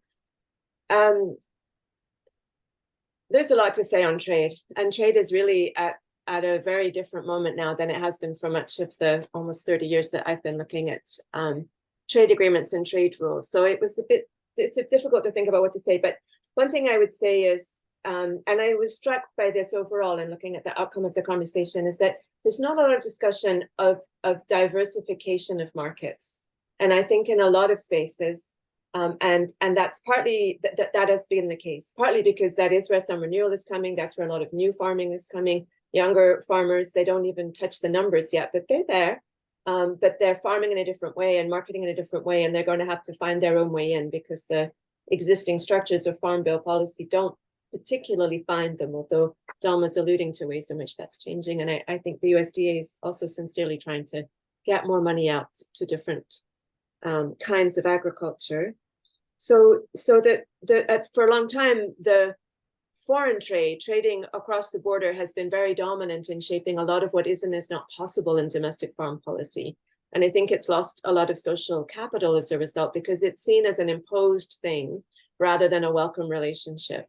And I don't think that's a necessary fact of trade. I just think that's a reality and one of the words I've picked up on in the discussion here about harmonization, in the organic world, they talk much more about equivalence, for example. And the difference there is that you say you don't have the same water, soil, market, transport, storage issues. You don't even have the same need about what you will do. So we will recognize that we have a common objective, and we will look for things that we can hold in common. But harmonization is really about the actors on both sides of the Atlantic wanting to be able to interplay their commodity, to exchange that interchangeably. There are not many farmers with operations on both sides of the Atlantic who share that interest. They want to distinguish their product in order to gain some kind of market edge. And often, again, from a farmer perspective, and it came up among the farmers before as the transatlantic difference, for a lot of farmers historically in the US as well, that meant diversify your production. It's a relatively modern idea that you must focus on one thing. And I think it's partly caused by the kinds of technologies we rely on and the way we measure productivity. If you're only going to get your return on a small number of indicators, the size becomes important, then the scale of the equipment, $250,000 later, you're not buying 4 of those for different things. So you have a whole lot of incentives pushing in one direction, and a trade harmonization agenda, unfortunately, pulls in that direction too. And I think it sets us at odds. So the changes, I would say, would be about how do you ensure that trade as a risk management tool, which is really one of its big values, a way to build relationships. It's a way to have a diversified strategy. It'll only be that if you're not selling everything in that one market. How are you also making some space to grow other things? And I think we've seen, as trade has become a more important part of the economic system, you've seen how war will disrupt that, energy prices will disrupt, currency values will disrupt, tariffs will continue to disrupt, because trade doesn't trump the politics of interstate or geopolitical realities. And so I think what we're looking for in resilience is ways for trade to be another tool to lessen those risks and exposure, and also a way, as I said, to raise the floor for all. So trade is a regulation. That's what it is. It's a trade law. How do you ensure that there's room for experiment and adaptation in those rules? And I do think the last thing I'll say, but the wave of new kinds of trade agreements are trying to get at that. I don't think we've really decided what we want from the US. But suddenly the US doesn't talk about trade agreements. It talks about economic partnerships. And our partners, I don't know that the Deputy Secretary is still on, but India is very keen to reduce tariffs in agriculture from the IPEF conversation, the Indo-Pacific conversation. But I don't know that the US is so interested to do that. But we're looking at different kinds of relationship there. So I don't think we found the model, but I think it's a sign of the times that's an attempt. And that the climate objectives we set, biodiversity and all that, are already changing what we will import and export. And so how do we make sure that's not just imposed again from outside on farmers, but is there a conversation about how we want ag to look? Otherwise, we're going to have tractors in the streets again, I predict. Thank you so much, Sophia. And we are having tractors in the streets. Thank you so much also for mentioning the issue of equivalence. For our audience, if you take a look at the recommendations of our participants, they are calling for mutual recognition of equivalent regulations and not so much the harmonization. So I think you really touched upon an important topic.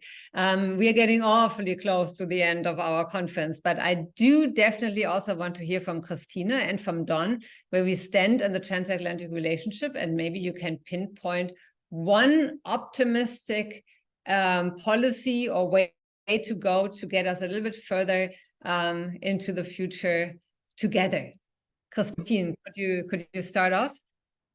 Okay, I try my very best, but actually first I want to say it was good hearing from Luis that there are a lot of dialogues and conversations taking place, because when the EU released actually the farm to fork strategy, so that it's kind of the translation of the Green Deal for the agriculture and food sector.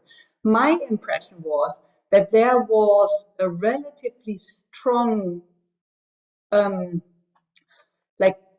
would say, opposite position from the US coming up, or like a critical position coming up from the US on the farm to fork strategy, which from my perspective was really like the EU was putting forward really an ambitious strategy with regard to sustainable agriculture, with regard to climate protection, resilience, sustainable food systems. So the farm to fork strategy is really something.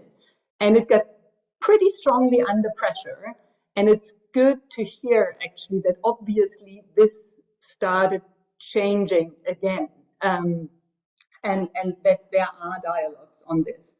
Where can we learn from each other? And I think actually, I mean, there are thousands of things we can learn from each other. And when I said in the very beginning, we know what we should do, the important thing is we know it generally. You know, the most important levers are out there. And one important thing is, among many, many others, there are so many things to do. And I'm absolutely sure farmers can learn from each other. Civil society can learn from each other, think tanks, and so on and so on. So let's talk, and it's super important. And let's not forget to talk as well about food, because agriculture is so important. But from my perspective, it can only deliver up to the sustainability targets when we change our consumption patterns. And it's definitely not about individual consumption patterns. It's about food policy. How do we shape our food environments? How do we think about food policy? What is it, you know, like the whole value chain down? And let's talk about what is actually, you know, in a different food system.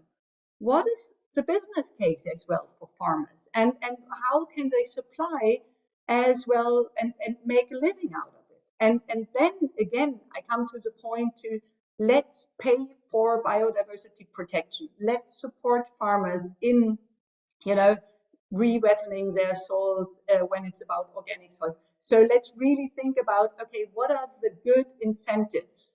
Yeah, that's more or less where I think we should further talk about. Thank you so much for also this to-do list on all levels of our society. And the last word belongs to Dawn. Well, I think I can make it pretty simple and say it's all about people. And you know, when you think about steps, and the one, you know, what we're doing here today is really great. It's a new experience for me to do this, and I've got a better understanding, you know, just from this short conversation.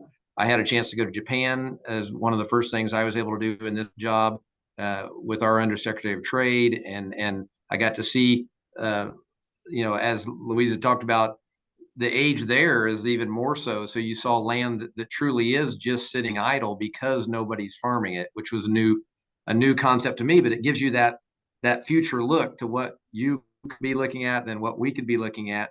And so that was a great thing. But again, that's about people and relationships and learning.